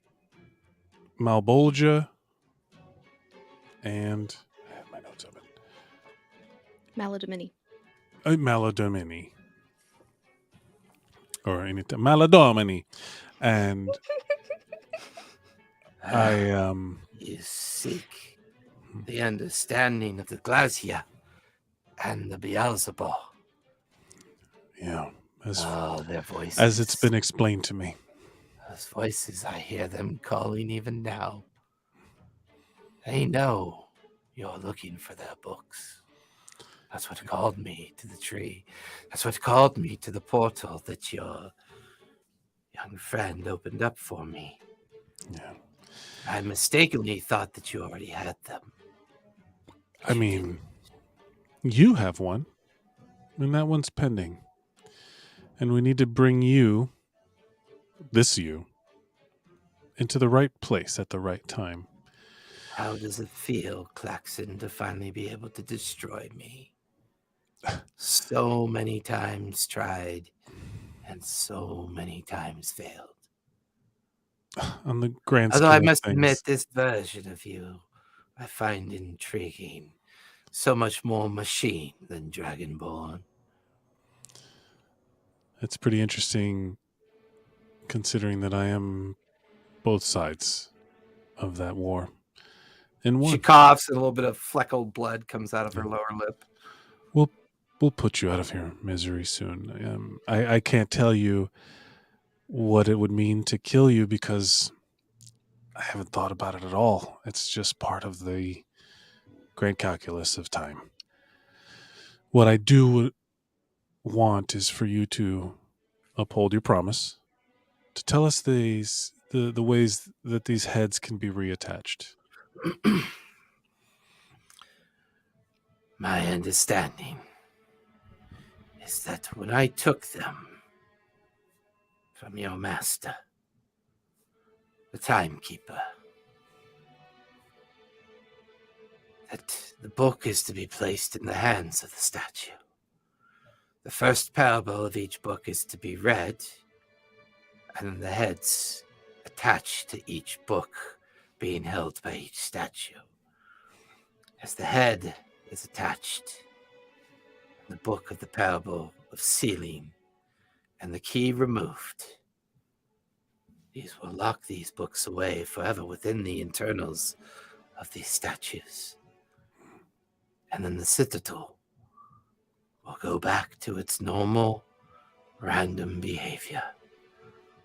It will cast itself out into the great celestial planes of existence, forever trapped, forever wandering, never to be found again. But these last two that you seek will be costly. They will be very costly. The gods that covet these books are desperate. They are angry. They feel their freedom so close, but yet they're unable to leave their prisons.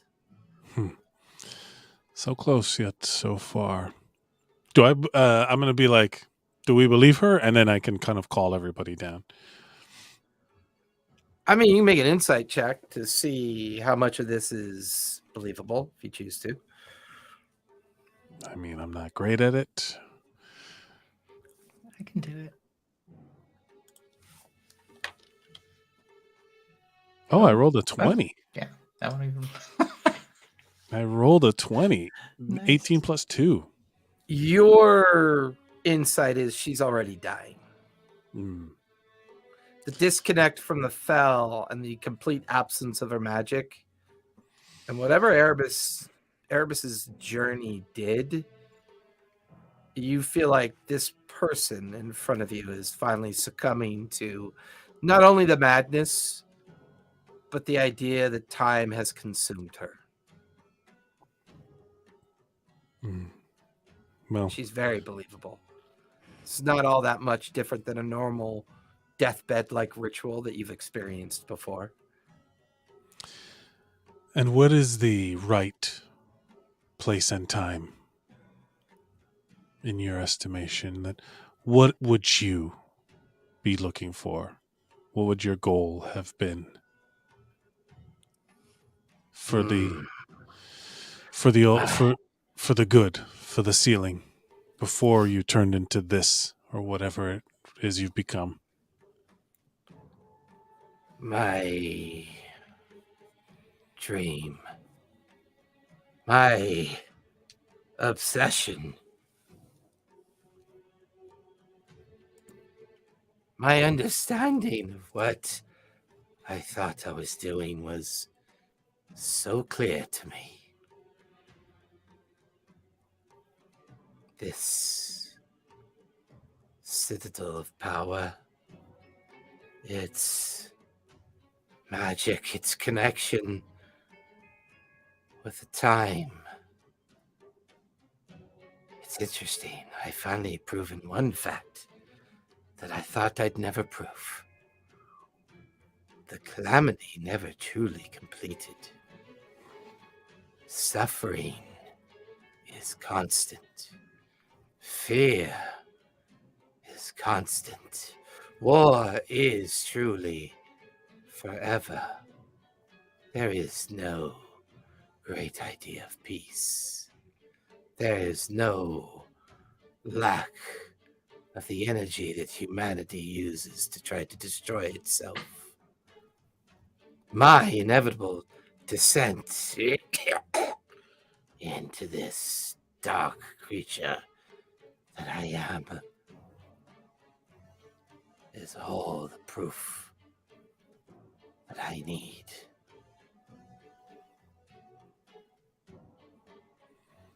Like lemmings to a cliff, like rats out of a sewer,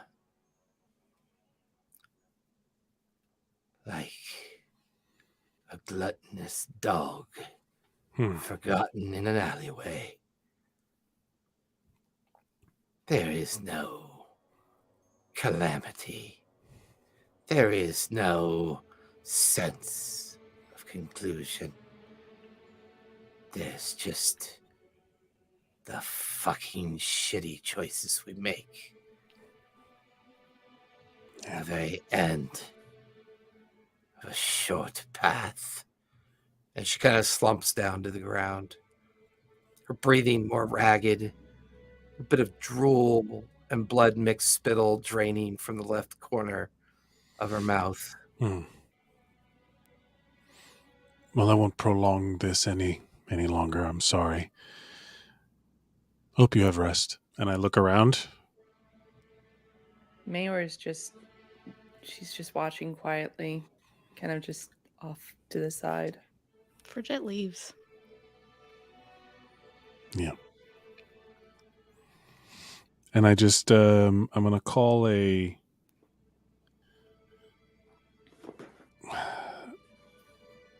Can I just say that I cast a sacred flame at like 6th level? Just You can give it whatever flavor you want too. It doesn't Yeah, I just necessarily want have it to be. Yeah. I just want it to be where, like light takes her, right? That's fair. Yeah. I don't want to. It's not about a. Like sacred implies like you're going away. You're going back where Yeah. you came from before you were, wherever that means. You can hear Frigette's light footsteps heading up the stairs outside, just bare hints and whispers of pressure. Mir and Abraxas stand there. Keen, what are you doing as Abraxas is beginning his invocation and concentrating on his spell effect? I will stay to witness because I feel like I kind of owe it to her. Yeah. Mira will also start to mutter like prayers for her, like words of safe travels for her and her spirit. I wish you peace, and then it's gone. As her form is consumed by the radiance of the effect, the flame seems to kind of burn with an unnatural hot white light. Her form quickly turns to ash. And just for the briefest of moments, an effervescent outline of a form stands there. A shape, a profile, kind of turns to look at the three of you. Her form comes into existence as light, pure light.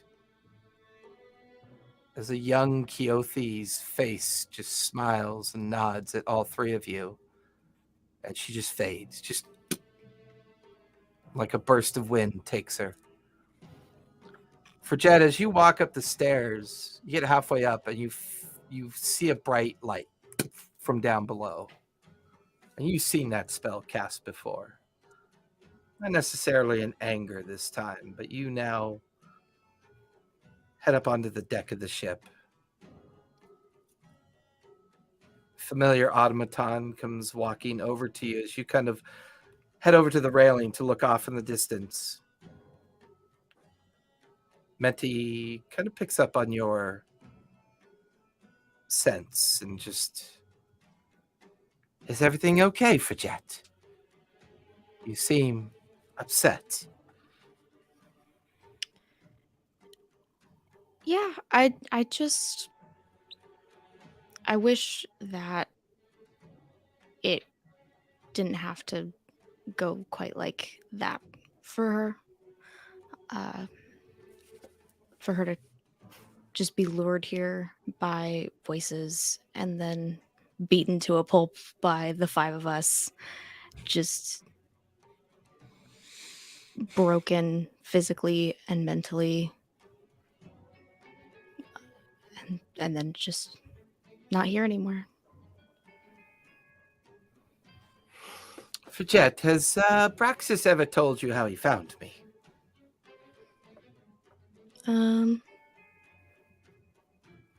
Not super specifically, just kind of said he was living his life and came across you. If you call living your life murdering creatures, sure. I guess that's one way of taking a look at it. He found me in a sewer lair. I was a prize of somebody else. He had skulked and tracked down this person that I was a prize of. He didn't know it at the time, who I was. But then again, that was a very different Abraxas back then. Full of anger and frustration, he was. And her crystalline structured lights are kind of flashing with memory and thinking way back to the point when the two of them first met. He was almost childlike compared to what he is now. His concern for you and your friends has been interesting, to say the least. And then he watches the Autonwan form kind of settles, and then one of the projection stones lights up nearby, and her favorite projection is out. She's now a gnome wearing pirate clothes from when you guys had first found the ship in Gnomeworks, and she was delving into the magic of the ship, trying to learn it, and trying to understand what it does. And then, I totally understand the frustration. I'm frustrated too. I have learned so much about what I could become, but yet I don't want to leave him. I don't want to leave any of you. I know when Abraxas found me, he was a different person. He wasn't quite the person that was so concerned with life as much as he is now. I think because of the four of you, he's found that purpose. I think as this journey has aged all of you, things change for Jet. People change. Time changes us all, whether we want it to or not. You and the others are talking about going home, are they not? Going back to where all of this begins for you, for Jet. Yeah, that's the next stop for us, I think. Tell me about your home, for Jet. Family, mother, father, children, loved ones, lovers. Yeah, no, not those ones. I do like the drippings that come off of a good, meaty story. I mean, the monastery where we're actually headed was as much of a home as it could have been, I suppose. But that's not where my people were. My parents and siblings, they weren't with me there. Interesting. Separate village, separate place of life, and yet, did they take you there? Did you go on your own accord? What brought you to the Truth Seekers? No, I went on my own, to help them, help support them. The hint of a salary that I get from my job at the Truth Seekers goes back to them. Is your village far from the Truth Seekers? Not greatly. A couple of days, probably.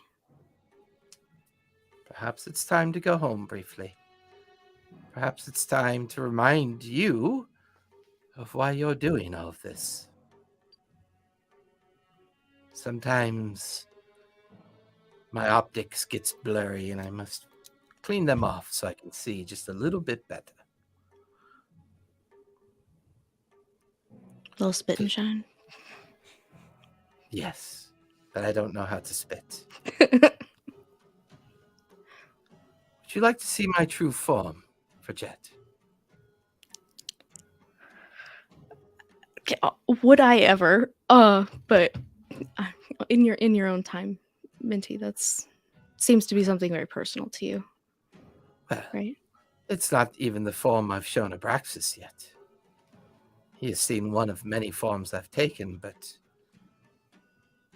your heart is sad, and I'd like to make it happy.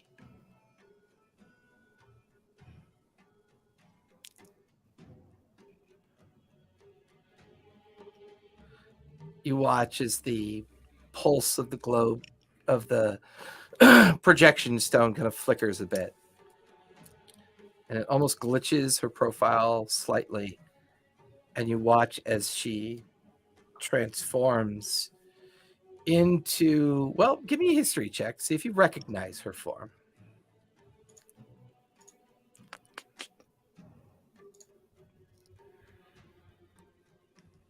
15.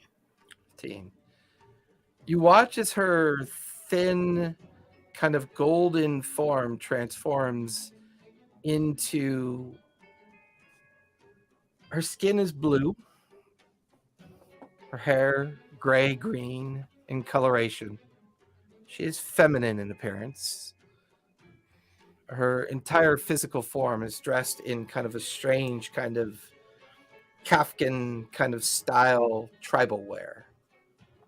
Almost like it's made for the desert. But it's the way her skin is pearlescent and shifts and forms on the surface of her body. As you recognize her to be a water Ifrit. These beings tend to live on the plane of water elemental. They can be seen from time to time traveling amongst the different desert and water planes of existence, always harboring themselves near great bodies of water. And her voice changes. I was taken as a token by somebody that didn't deserve me. Your friends deserve you, Jet. And you deserve each other. And then her form switches back to the gnome projection. And then you hear the clanking sounds of the automaton kind of begin to rise back up again. A very spindly hand and arm come out and awkwardly pat you on the head. It'll be fine. And she just wanders off towards another chore to do.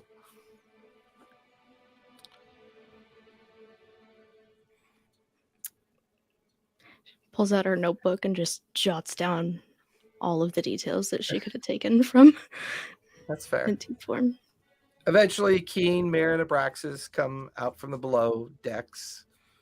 You guys can see Jet just finishes writing something in her notebook and tucks her journal back into the many interior pockets of her vests and clothing that she wears. Man, I could have been a genie warlock instead of a... Right? Isn't she a genie? Like like part of that family of thing? Wow. She's an Ifrit, but she kind of gave you a little hint when you initially met her. Yeah, well, I know that she lived in a place of containment. I saw her in the Feywild when yeah. on the other timeline. I saw her in the Feywilds. I knew that, but I gotta redo all my warlock shit. No. No, your pact with her is solid. Yeah, we're good. It's solid. Without her, you wouldn't be Abraxas. I find it interesting that she's an Ifrit consciousness trapped in a mechanical body of existence, and you're a dragonborn augmented with Mechanicus existence. Yeah. Trapped in loops of time. It's still living though. Like it's living from the plane that it begs over the there question. it's life. Yeah. Over there it is. Yeah. It begs the question: is all it takes is consciousness, or does it take anima? Does it take physicality? Mm-hmm. You know, it's always the great mystery of Menti. What is consciousness? Mm. Form over nature. Mayra will It's- gather up the ashes of Keothi, by the way. Okay. She will repurpose it, whether it's for soil or in an urn. It's fair. I believe when we started this attempt at tree stride, we had been mid-morning. Tree stride took place about mid-afternoon. It's now late afternoon at this point. Eventually, Gork makes his way back to the ship. Yeah, the heads are fine. I made sure that they knew not to fuck with them. Or Right. specifically said that Abraxas would put foot to ass if they fucked with them. And that seemed to be good enough. Although that lady from the Subu Bo Bembly, or whatever you call it, Mm-hmm. she's kind of a bitch, you know? Yes. She just asked me some of the most complicated questions. The perfect person to be a spy because they have zero idea what is actually going on. Yeah, that's what I told her. I said, you know, look, lady, you're asking me shit that I not only don't know, but I plain don't give a fuck. If you point me towards something to kill, glad to do it. And right now I'm pointed towards you. And then I laughed and I left. It was really, really, although two of her scribes didn't laugh. Anyways, it don't matter. They'll feel better in the morning. Oh man, I'm did you sure. kill some scribes, Gork? Did you No, kill? I just knocked them out. Oh, I said, no. "Oh, you want to see some of the stony heads? Here you go." And I tossed them over to them. I was just playing catch. I can't help it. They can't catch with fuck. That's funny. Oh, you did good, Gork. So we have them stored safely. The heads are Yep. put away. They're still guarding that room with the astral my chamber. people are on it. Yeah, my people are on it. Don't worry. Yeah. How is who's hurt? No, everyone's kind of rested up, right? But we still Oh, no. No, baby, no. no short rest. Did Again, we take short? Aileen with big swaths of like linen, like dabbing at her bruises and her cuts and her burn Yeah. marks and her necrotic slashes on her body.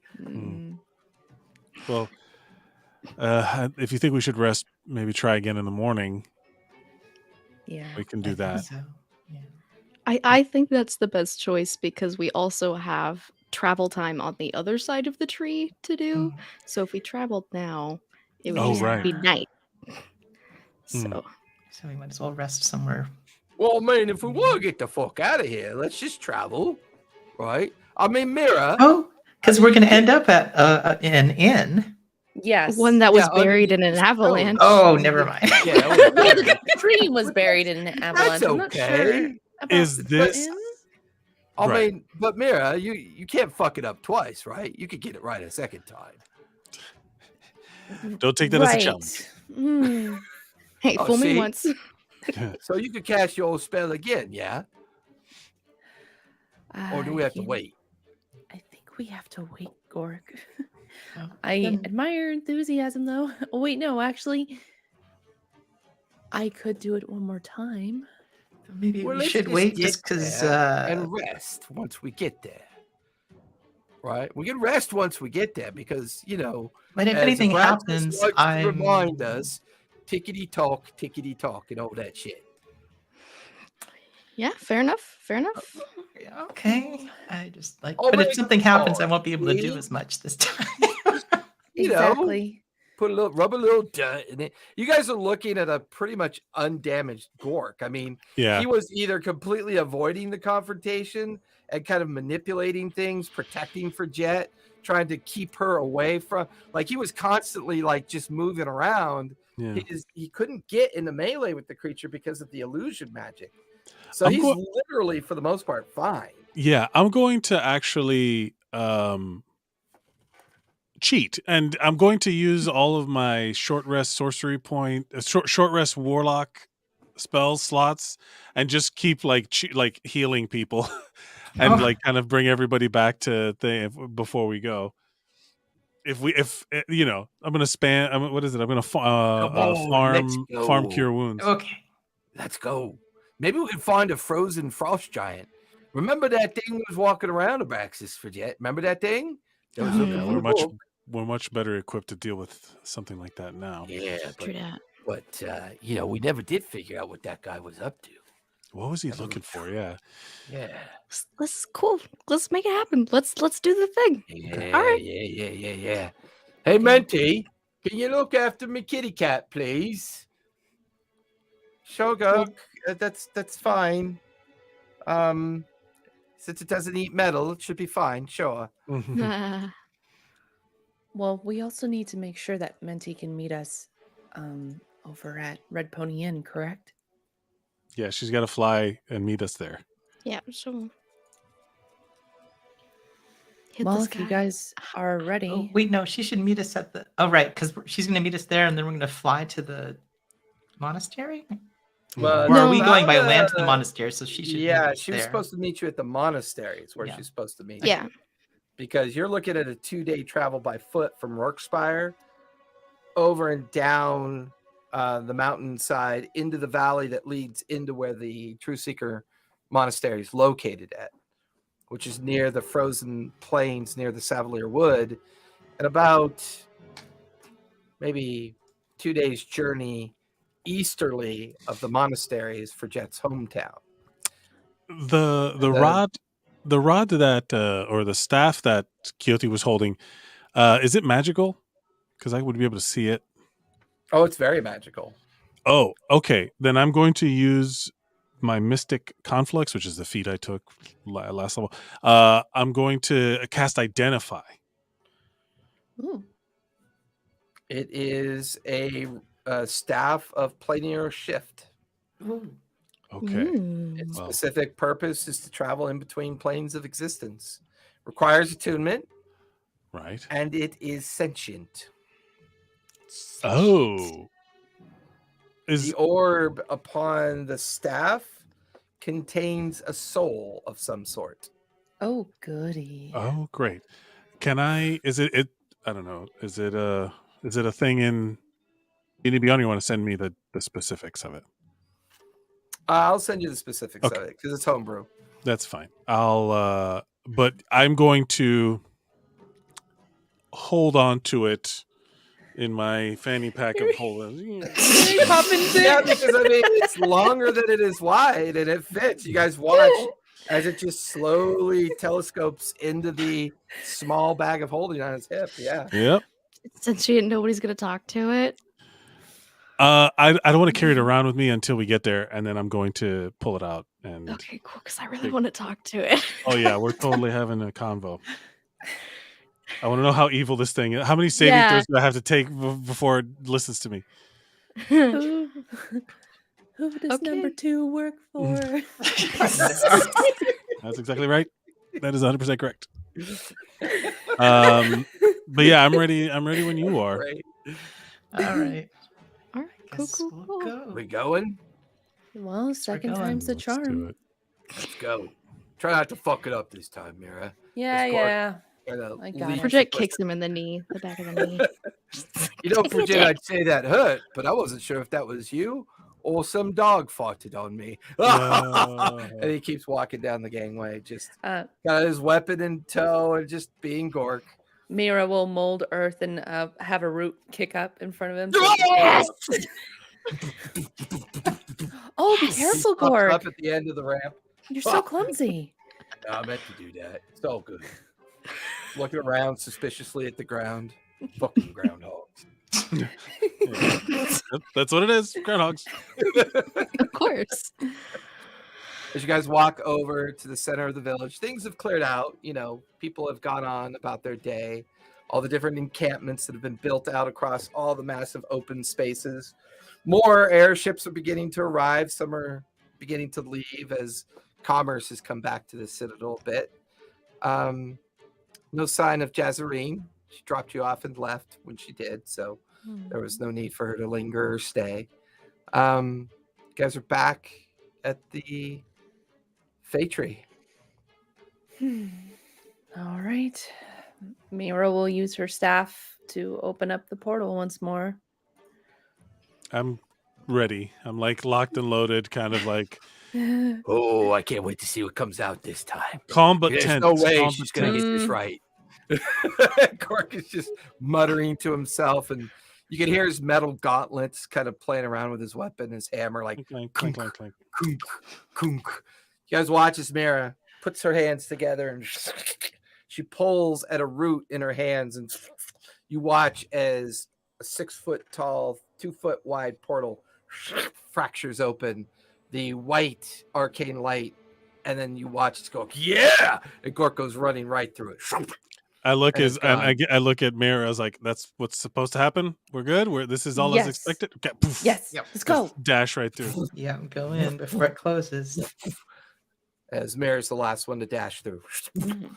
You feel the gateway stitch behind you. All of you stand in light and shadow. The sound of millions of organic entities pulsing through your minds.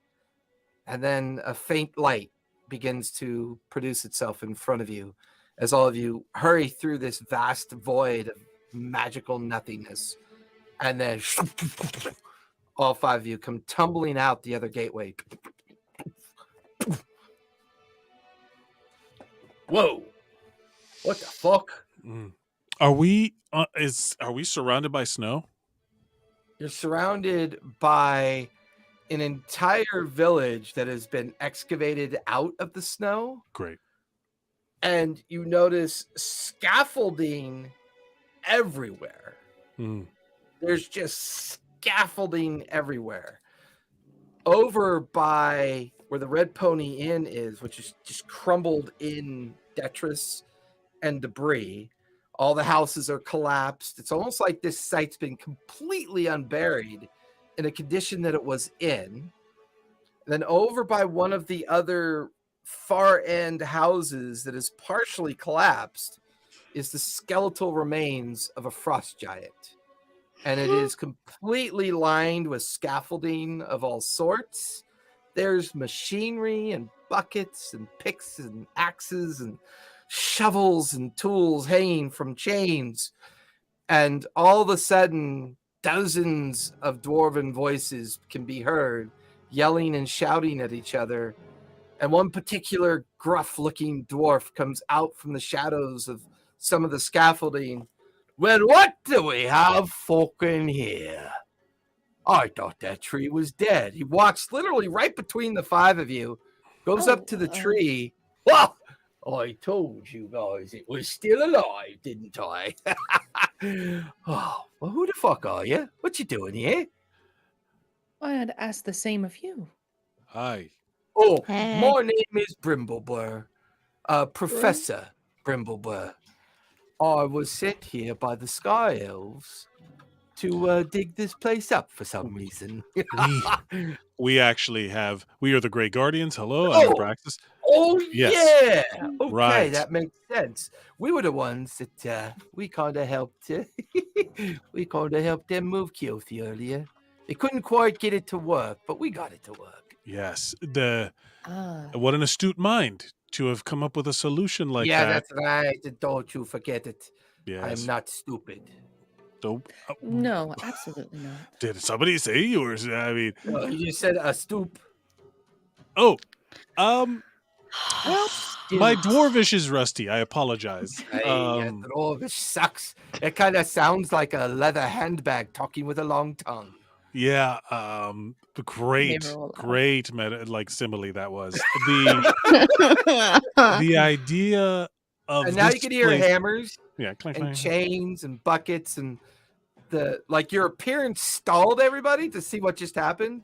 And now like the mechanical workings of a busy excavation site are Right. back to normal. Well, not too long ago, we were, and I point to Fridget and Gork. We were here when this avalanche hit. We were Hey, we were You close. look up there near the cliffside ledge, you can still see where her tower used to be. Yeah, The but protrusion of the rock, the fingerling of rock that came over.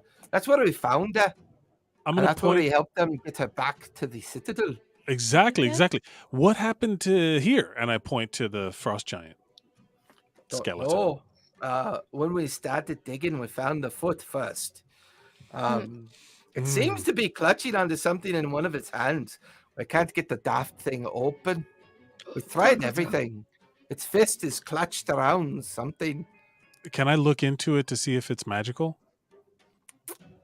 I mean, you're kind of a ways away. Do you want to walk over to the forum and start When we're examining done chatting with Brimblebur, for sure. it? Yeah, I mean, from where you're standing, Brimble's like, we think it's magic.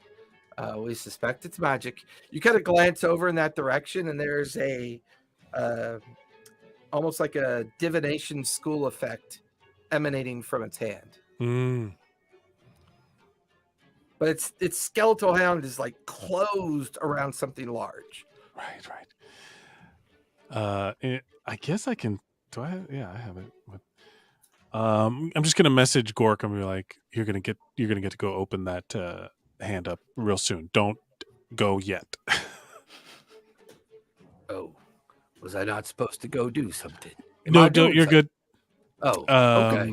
But yeah, You know, they had good beer in that Red Pony. Remember that? It was a good drink. You think it's still okay? I bet you there's a keg in there somewhere. Go check and see if there's a keg in there. See if you can find one. Puts his hammer across his shoulders and tromps off towards, rips the door off where it was carefully kind of preserved. And one of the dwarves is like shaking his head and he goes inside. He'll be fine. That's our guy. He's okay. And for my own edification, for Mayra's memory, how long ago was she here at the Red Pony? Was it like shortly? It was about a month before the others arrived. Okay.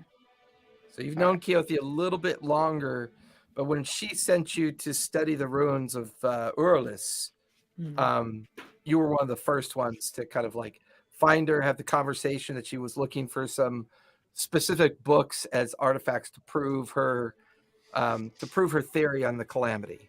She, Right. you know, she's never really said much to any of you other than what she was looking for. Yeah, and this place was like a bustling town before the avalanche, correct? Or It was not a large bustling town. It was more of an outpost town. okay. Maybe a couple dozen houses, the main Red Pony Inn. It was like a crossroads town. It Okay. led up and over the mountains to the other side, and down into the different valleys that make up the boundaries of the Floquet. So this is like the bare beginnings of the Floquet as it kind of meanders over and down into the Great Rhine Plains on the other side. So it certainly looks different from the last time she was here. Oh yeah, I mean it. Okay. I mean it looks like an avalanche took the town out. Is what it looks like. And Took then out the got dug outpost. back out. And then got Yeah. dug back out. Is like the scaffolding up and out? Can we see? We can see up the mountain, I'm assuming, but can we see out also, or is it like No, they're you're still digging? You're about 80 feet below. You know what I'm saying? Like it's where like it's all frozen snow and frozen ice, and then you're down inside where they've just dug everything out. Looking up, you see the edges of all the frozen ice. It's just that the one area where the Red Pony Inn is, you can look beyond the destroyed inn and see the huge finger of rock that kind of casts over and above where her tower used to be. cool. Up at a good 2,000-3,000 feet above you. And Interesting. there's maybe about an hour or two of daylight still left. But you can see like a series of scaffoldings that are built like stairs, like to allow those that are excavating down here to come up and out of the main pit to whatever's up on the main surface. Mhm. Oh, this place definitely looks different.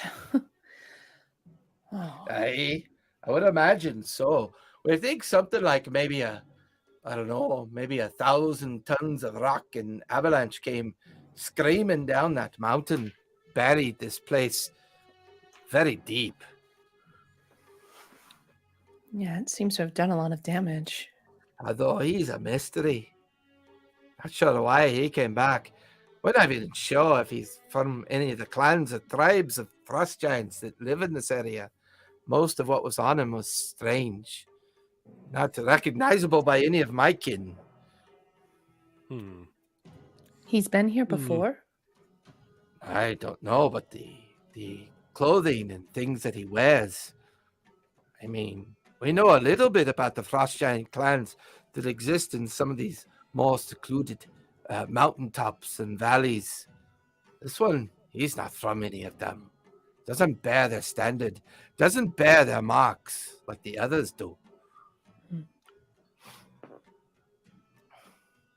And she'll turn to the group. Have you guys been here? Have you met Keothi here? Yeah, We that's where didn't- I met her. We met her here and I point towards the tower. But we met her here, and then she asked us to come meet her in her tower. On our way up there, a huge explosion happened, and an avalanche took the mountain. Oh. Do If I get anything wrong, it is Mike not remembering something that happened a year and a half ago. You're pretty Oh much man, exactly a year right. and a half. Yeah. That's That's wild. wild.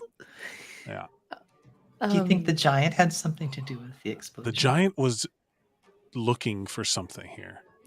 The On- giant was On our way up to the tower, we saw the giant just walk out, reach down into the snow, and grab whatever it's holding. it had Really? grabbed something? Yeah, it reached into the snow, grabbed it, and Gorg was like, magic thing, I want to go fetch. And then you and I are like, Keothi in tower that just exploded. Right. And we decided to Right, go with right. Keothi. Well, now we can actually go look and see what it is. Yeah. Yeah. Is this I'm sure Gork can Brimble open the fist. Yeah. Is Yeah. Brimblebur right? Or Is that you his could name? just call me Brimble. Brimble. It's okay. Well, Or Brim. My lady friends call me Broad. Broad? that's the comedy. I would like to. I would like to. Can we go check out the? It's like, well, while he's over there, let's take a look and see what we'll see what we can figure out, yeah, and go look at the hand to see if there's any access to it or I anything. can take you over there. We haven't really been working much on the skeleton since then. You're welcome to it. Because frost giants tend to do okay in the cold. I wonder what took this guy out. Yeah. The avalanche. I mean, Or- he's a No, he was he's a walking frost after the Oh, avalanche. he's walking He- after right, it. yeah, he was walking after it. Oh, that's interesting then. So what's he doing down here? Hmm. Yeah, it's a great question. Well, Let look at the us. fist, and I'll see if I can maybe see if there's any hints of his purpose. There's divination, you said, coming out of his hand. The school of magic that was emanating from whatever it's holding on to was divination magic. Right. Yeah, I want to take a closer look at him. I want to see like what caused his death. So if you're interested in the hand, give me investigation. If you're interested in the full form of the physicality of this giant and try to figure out what happened, give me either nature or medicine check. Key. Okay, I guess I'll look at the hand then. Yeah, Okay. that's all the same for me anyway. Please roll a 20. I rolled an 18 investigation. I got a dirty 20 investigation. Okay. I got a 12. That's not a 20. You Turn said upside nature. down, and it's a 21 in reverse. There you go. Metric Someone got a natural 20. Yeah, you said nature or medicine for the full. Yeah. Yes, I did medicine, natural 20 for 23. Okay. Whoa! So Yeah. before you come over, and the dwarf kind of just takes his leave, and the busy sounds all around you of the No, the that's excavation site. Every now and then a dwarf cusses, and bucket of like bolts falls to the ground, clatters. She's that normal sound of busyness. Mira and Fredette, as you examine the physical form, Fredette, as you approach the massive skull of the frost giant, you can see what looks to be a head trauma. Something very large struck this thing in the head and cracked its skull, and its skull was slightly caved in near where the ocular is and where the big protruding kind of like bone of the forehead is, and it's all cracked and pushed in. You get the feeling that this thing probably died from some kind of head trauma from something. Not sure what would have caused it, but it's definitely strange. For Keen and Abraxas, as you study what might be in its hand, it seems to be holding, for what you could tell, a very large, very extremely large rock. But the surface of the rock looks strange. Doesn't look like it's from around here. Is it a 5-pointed rock? No, it's not pointed. No elemental. All right. What do you mean it's not a pointy rock? All right. It actually looks a bit like slag, like what you would get after melting down iron or something. Sure. Give it a pry, Gork. With the 12 that I rolled, can I discern like at least like the tribal markings, like from which tribe it may have came from? It actually bears no markings, and from your understanding of the way clans work, either this individual was ostracized and cast out and banished, or didn't affiliate with a local clan or a local tribe. That's really odd. Is I'll there relay that to the any group. like leftover remnants in the wound of what hit him? With that roll, you kind of, I mean, you could climb up onto his skull and check a little bit, more clearly. Actually, you can walk right through his jawbones and like go into the interior of his skull. What? He's that absolutely. big? Oh, Yeah. Absolutely. Oh, wait, Giants are dude. huge. It's like I'm also Yeah. tiny. Yeah. If two things can be true. Inside the ocular, Bridget's like easy. She just easy peasy walks into the eye socket and over the upper mandible and like into the interior of the skull. There is a strange coagulated green substance that is stuck to the interior of its skull, and there is a strange barb-like protrusion inside the skull as well. You would actually be familiar with this, Fridget. This thing died from a giant purple worm puncturing its skull with its tail barb. That's right. And part of that barb was left behind in its skull. Oh, poor guy. What a way to go. And then you think that it might have tumbled down the remnants of the avalanche and just settled onto the surface, and that possibly this purple worm might have caused it to settle further down as it just gradually feasted upon its body. You would know that the poison's very acidic, and it gradually just caused all of its like meat and tendons and skin and anything that's not bone to eventually just turn into a liquefaction of its protein-like matter for the purple worm to just over time just slurp on up.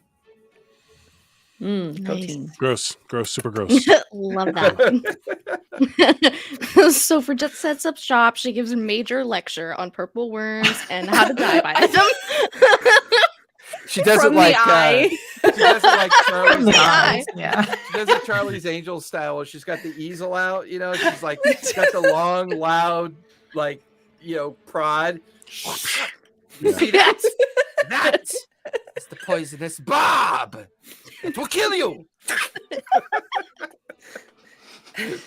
All the dwarves jump at once and turn towards her.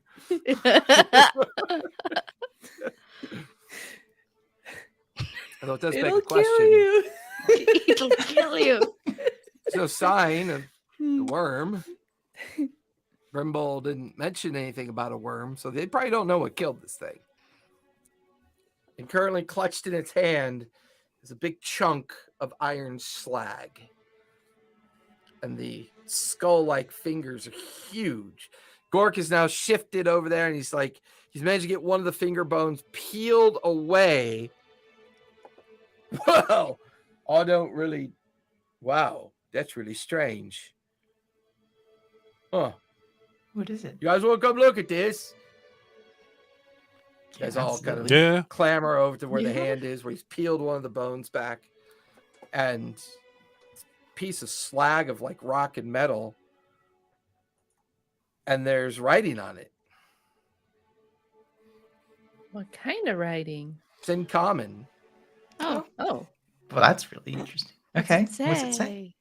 I mean, you guys all kind of peer down and stare at it, and it it has says something about if you found this by now, don't go up to the cliff. Stay down here. Go over tomorrow. Signed for Jet. What? What? I looked for Jet. What? When did she Recursion. write that? Did I write that? I don't remember writing that. I mean, you look at it, it sure looks like you're writing, but you got no memory of writing that. That's for sure my handwriting. Yeah, you see, I do my curly J's like that. There wasn't a J in what you said, but that's fine.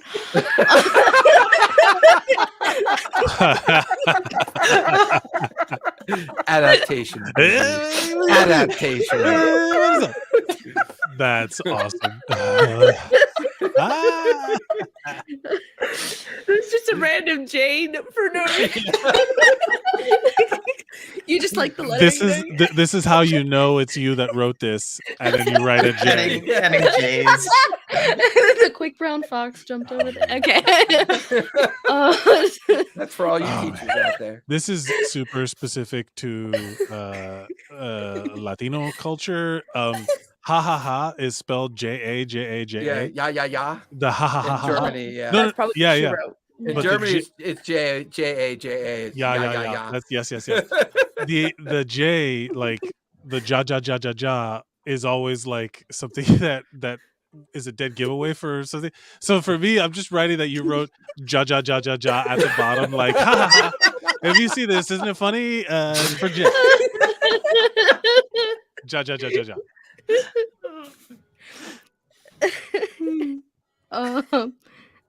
Which is strange because your memory of this beastie walking into the avalanche-covered crossroads town that was completely buried, plunging its arm deep into the snow, grabbing onto something, realizing it had something, and then began to walk away into the blizzard. That's your last memory of a giant doing something. Could this be one of the things that other Frigette left for me? Because I'm this Frigette. This might be a recursion. You, but not you. Me, but not me. Oh, Braxis doesn't know what he's talking about. Never mind. Mike knows what it. We got time loops happening, baby. We got time loops. You did this for. This is the Bill and Ted'sing of the situation where you said after we succeeded, you left this as a marker.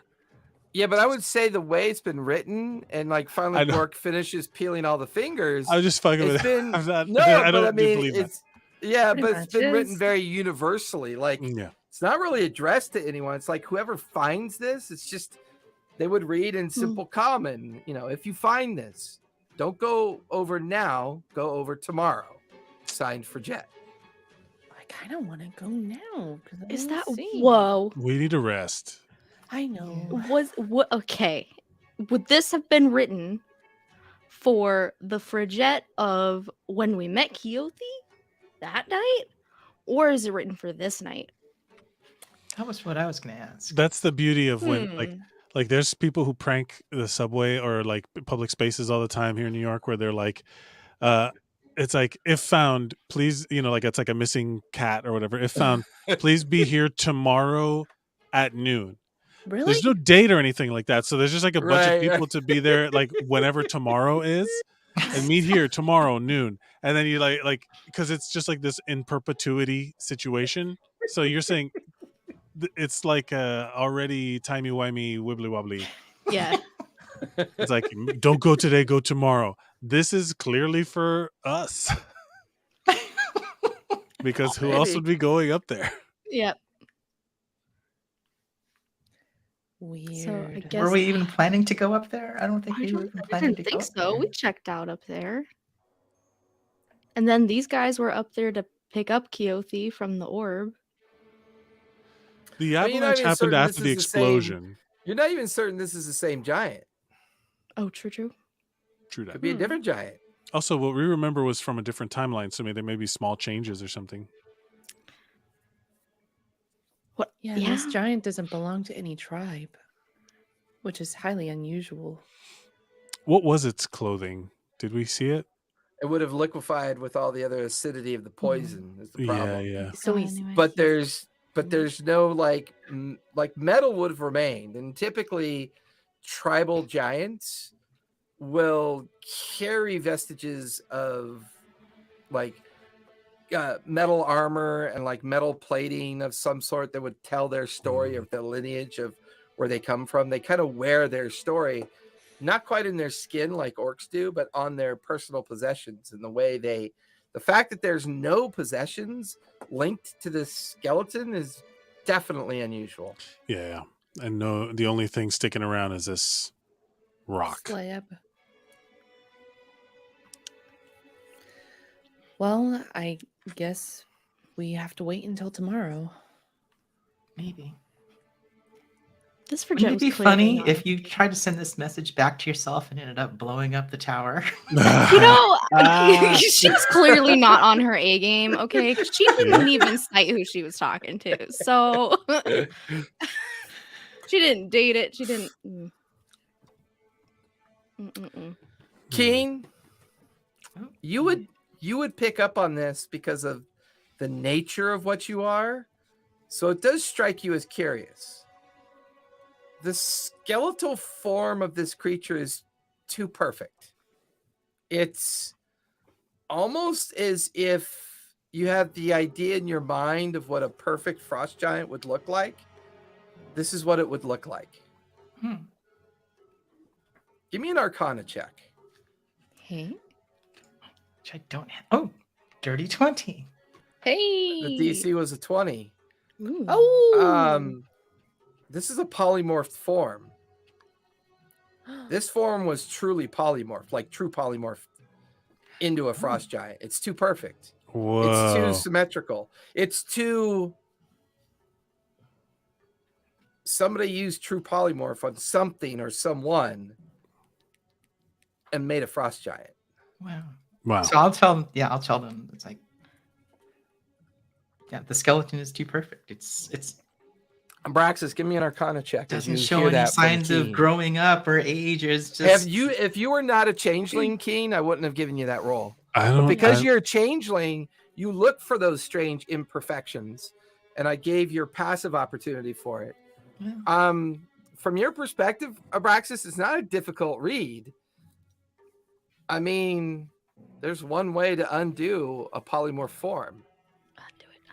Undo it. Yeah. I will dispel the polymorph on it. What level? God, I mean, polymorph is 4th level, but I only have 4th level. We didn't rest, so Right. I'll do it at 4th level. There's a flash of spell and light. You watch as the polymorph form begins to shrink and revert and shrink and revert and shrink and revert Terrified. until you see a small halfling skeleton lying on the ground. Yo. Gosh.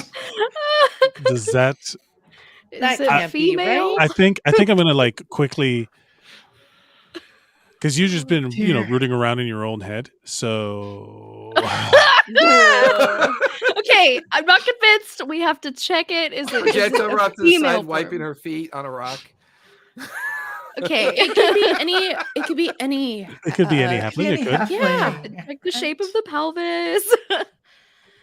You can give me She's just a like, you can give me a medicine check again to see if Yeah. you can discern. Give me a reason. You to were believe looking that out it's your own not. eyeball. 9. Can I do maybe like an investigation check on like the teeth to see if it matches like Fridgette's teeth? Dental. You Oh, give me wow, a that's general pretty good. medicine check. Whoa. Do you have like Medicine. one gold tooth? Do you have any have bones in your past? I've absolutely broken my bones in the past. Yeah. 13. 15 13. or 13? Well, DC was a 12. I mean, it's definitely a female halfling, Oh boy. but as you're examining it, Keen, you can't help but notice that the finger bones and the foot bones all have stress fractures. From striking. This was someone who Oh. was a Also, monk. the whole time Fridgette's had grills Monk. this whole time. The whole Oh time. no. Full row of Flavor Gold. Flav style. Yeah, and like Yeah. stitched in arcane like Yeah. magic into the grill. The It top says teeth ja ja say- ja ja ja ja. No, the It top is teeth special say- J. The top teeth say fuck, and then on the bottom it says gork. It's her. It's her. It's No her. doubt. Not her grill, not her grill, but Keen, without saying anything, you internalize this, and you're like, "Oh fuck, this might be for Jet." Yeah. Somebody yeah, truly yeah. polymorph for Jet, and that's when you begin to wonder if anyone has that spell capability. But you find yourself absent-mindedly twisting your copper ring. That's a high level spell true polymorph. So I rolled a Mhm. 22. I think Sharon saw that. I rolled a 22 on Arcana or my spell casting Yeah, to dispel it. So yeah. DC was staying honest. DC because was whatever a that spells. 19. Yeah, Yeah. DC was a 19. The It's a 9th level spell. Yeah. It's a big that's a big boy spell. Gee. And I'm just gonna kind of like stand in front of Fridgette. I just kind of kneel in front of between the body and her, and just be like, "Hey, that's not you. You're still you. But You're it's right me. here. But You're right she's here. dead. Uh-huh. Yeah. But she You're- is me. Hey, I've died a bunch. I've seen it. It happens. We're dealing with stuff that our brains are not equipped to deal with in the default setting. It's hard. Control Delete. Yeah, Wow. we So we're where did not she come operating. from? We need to figure that out. But hey, you're here. Why? You're here with me. Who? 5 things you can see, 4 How? things you can hear. How 3 much? things- How many? Yeah. You okay? Yeah, Can- sure. I just want to like we're dealing with stuff this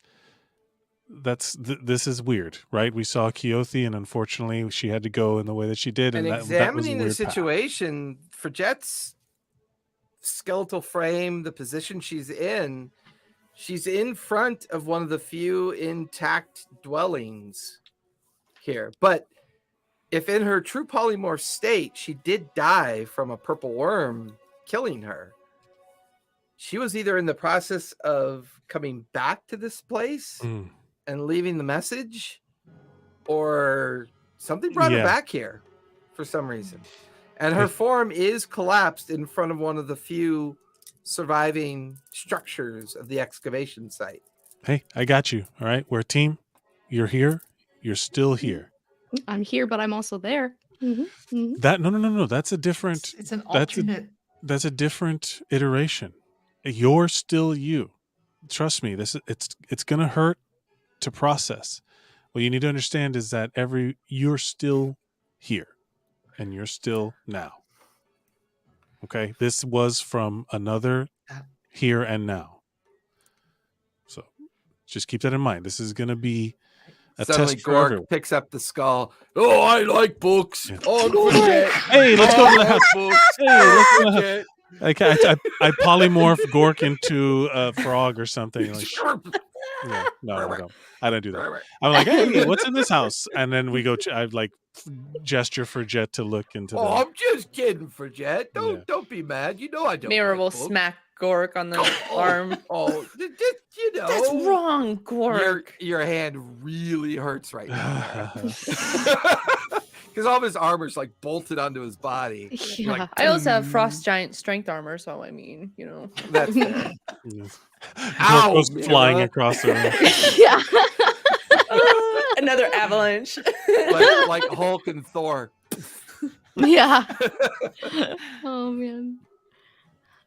Well, Yeah. do we Are we going into house? We're Then? going in the house. Why is the rock Well, magical though? If it's just a rock that says stuff. It might be it might be made of something magical, and Oh, you just it's probably- subscribed into it. it's already fully out in the open now since the form. It's just a went very away. large piece of metal slag with the warning written into it. There's fissures and cracks to it. It feels like it's like Gork's like, oh, it's just fucking heavy, this thing. And he like picks it up, and his biceps are just ripping as he picks it up, and it's heavy. I don't know what this is, but this ain't rock. Is hey, all that means is that we've all have to think one dimension higher. He's like, fuck you. I'm Yeah, not. don't worry. I mean, it's hard.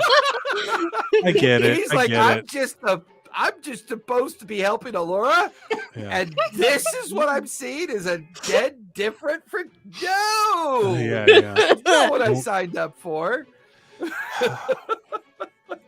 This was She's hard. like, she's It was- literally at the point now where she really thinks there's probably another Keen wandering around here somewhere. A dead There- rat. Slipping here's the slightly thing. into a little bit of paranoia. Here's Well, the thing. actually, I was gonna say it's like I will definitely be using passive perception Yeah, just to like keep track of people around us to see. Looking yeah, around my and- my passive perception is 22, so I'm just aware. Oh my god.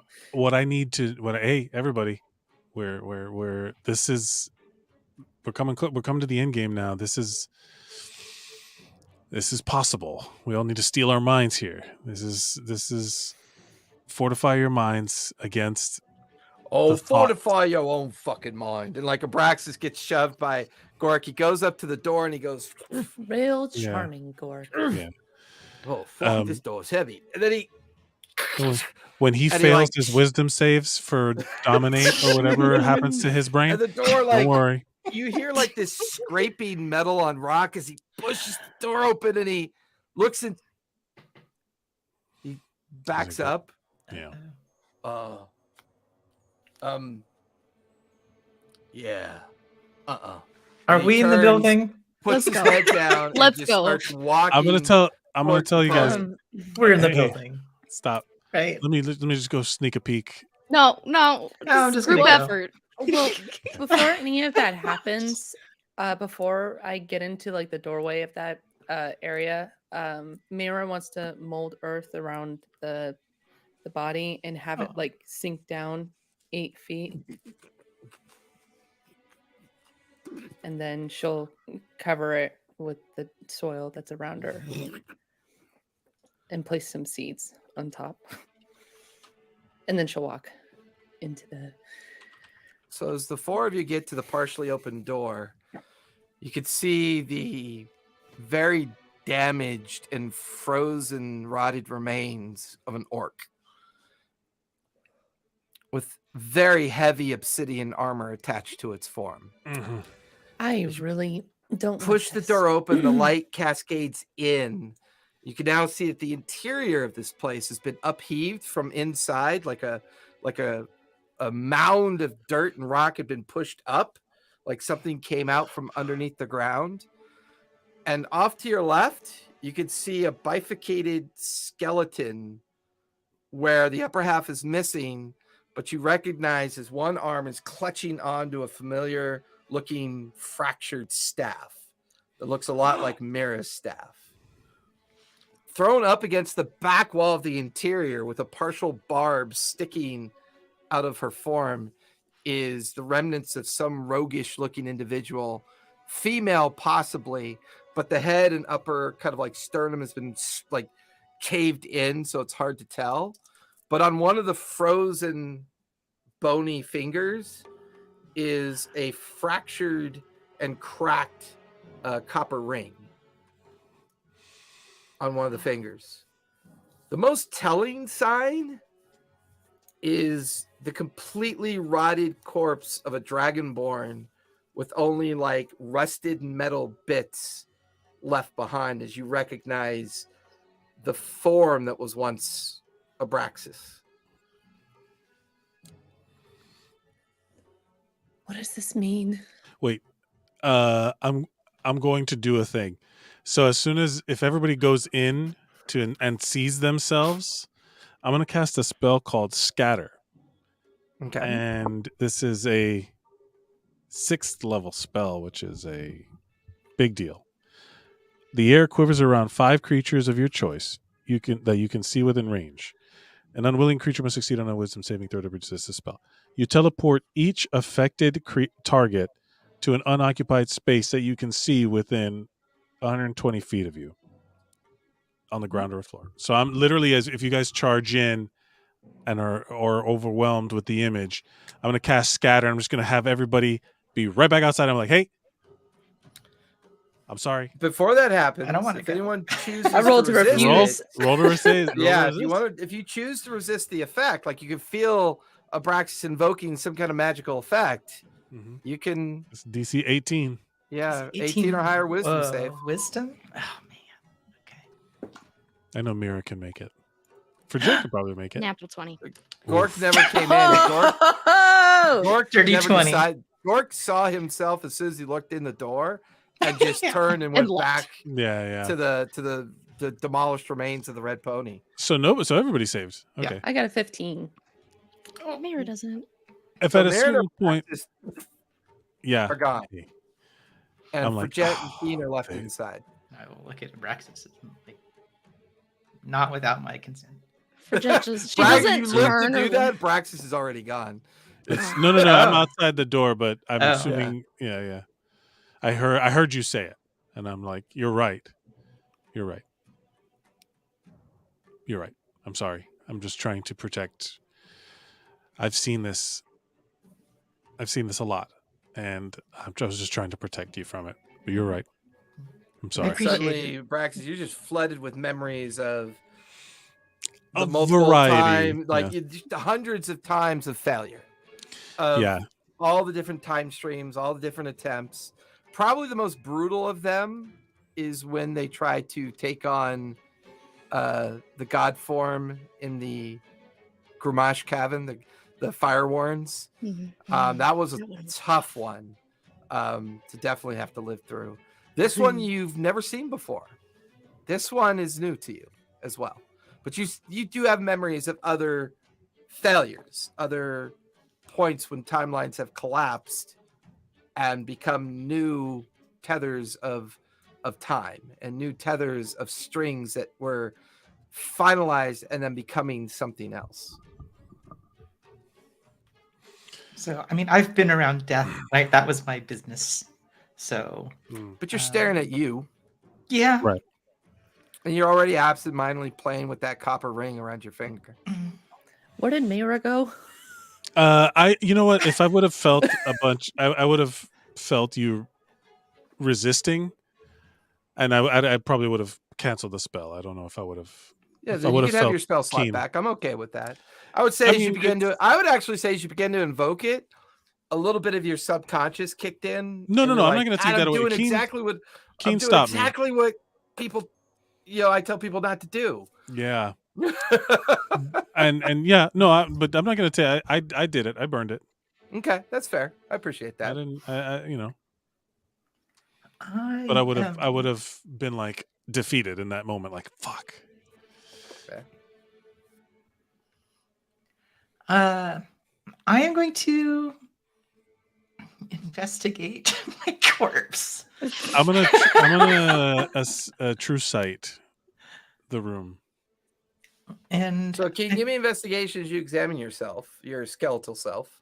Braxis, give me investigation with advantage as you true sight the area of the room. Mira and Frigette, anything you two want to do while this is going on? Where am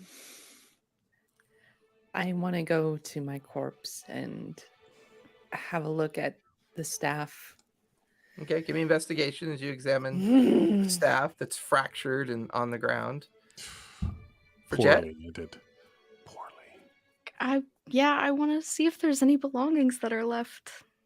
Give me From anyone. investigation as you start to wander around the interior of this abode that is showing great deals of signs of damage and destruction and Yeah. the remains of a group of people that didn't quite make it. I got a 17. What I'm looking for is stress fractures on either the crystal that's up top of the staff and the crystals at the bottom. This Sure. staff bears no resemblance to the staff that you currently have. Oh, okay, This is a different staff. good. Interesting. Keen, what'd you get? I got an 18. And one of the things that I want to find out, if I can, is if they came to our timeline or we went to their timeline, I guess. Hmm. Ooh, that's really fucking good. How Who's would in the wrong I- place? Yeah, how would I describe that for you based on what you see? I mean, you could say no. Yeah, you can say no. It might be really hard. Well, You get the feeling, oh, no, this is good. That's the right fucking question to ask. So as you examine your form, the remains of your form, and you lift up the hand and you look at the copper ring on its finger, the ring's power was exercised. That's why the ring was in a destroyed state. At some point, you cast a wish.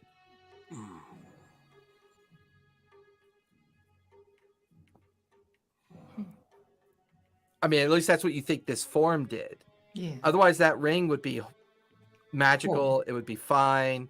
It's not too uncommon for a very, very powerful spell that gets a one-time expansion off of something could destroy what it was ever being harbored within.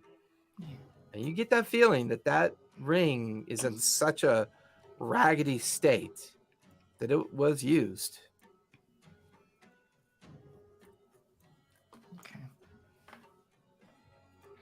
But Mira's staff is different.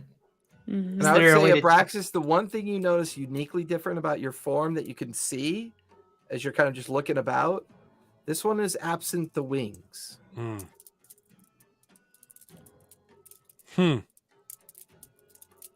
Forget, what'd you get for your investigation? 15. 15. You move aside some clutter of debris and rocks, and you find the remains of a dwarven skeleton and a helmet. And a helmet. A familiar, rusted, frozen helmet. oh no. Oh, I'd pick up the helmet and hold Okay. it. It's warm.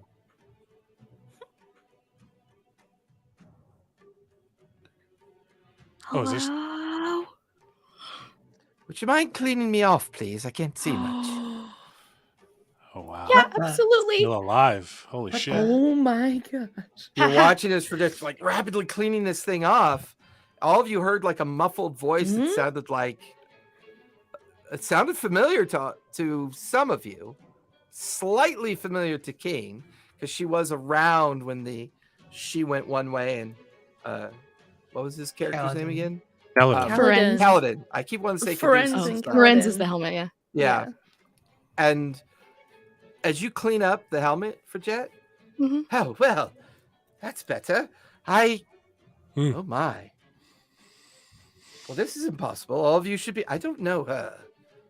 And then it like begins to slowly reform into like a small metal kind of like creature, like a small metal, like almost like a pixie of sorts or like a brownie, just to give it some like form and animus, so it can point and gesture. And I don't know who you are. Well, yeah, I do know who you are because you were with us, but you're dead. You're definitely dead. Unfortunately, Kaladin turned you for Jet and no. How are you alive? What? What? I'm a different one. What do you mean? I think The metal figure kind of sits down, and I'm really confused. yeah. We all That's, Understatement. We're Um, from either you're from a different time or we are, but Seems doesn't like we make- found you. Doesn't make any sense. How could time be this strange? I don't know. It took me a while to figure it out too. Time I'm is a sure all weird will be super- explained in soon. Or not. I Some things you just have to live with. Well, well, when the purple worm attacked us, I uh, remember Mira had cast a spell on Frigette. I remember Abraxas taking on the purple worm directly. He had rushed up from underneath the house when we were looking for something. I don't know. Kaladin said it was very important that we find it. I don't really remember what it was. He described sound it like as me. I'm a a coward. chunk. He described it as a chunk of meteorite, I believe. it's out there. Mhm. Oh, is it? Well, Yeah. then I remember Keen saying something and touching her finger, and then darkness. I don't remember anything after that. Saying something. Do you know what? Yeah, she I said? think she said, I want to remember. Mhm. And then she clutched her copper ring, and then it was a cascade of arcane energy, and then nothing. Cold, darkness, dampness. I heard noises at some point. I have no sense of time or how long I've been buried underneath here. But Where were you when you were fighting this worm? well, we started outside. We had run inside here for cover. Oh yes, Gork. He tried so hard. He was the first to fall. The creature was quite large. We fought inside this place for a while. It was such a blur. A lot of emotion. It's hard watching your friends die. Yep. Been together for so long. We've been together for almost 3 years. Wow.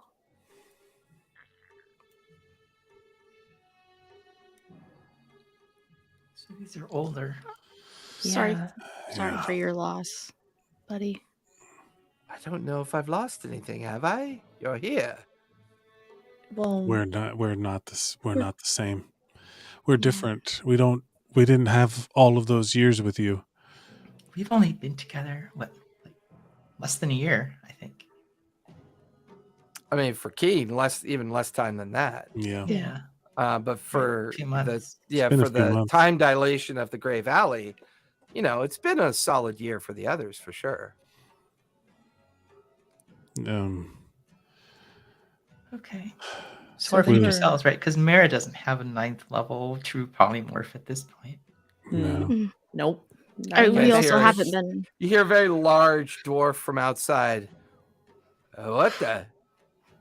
Where did the skeleton go? And why has it been replaced by a wee child skeleton? What the fuck is going on? I buried it. I thought you just thank it.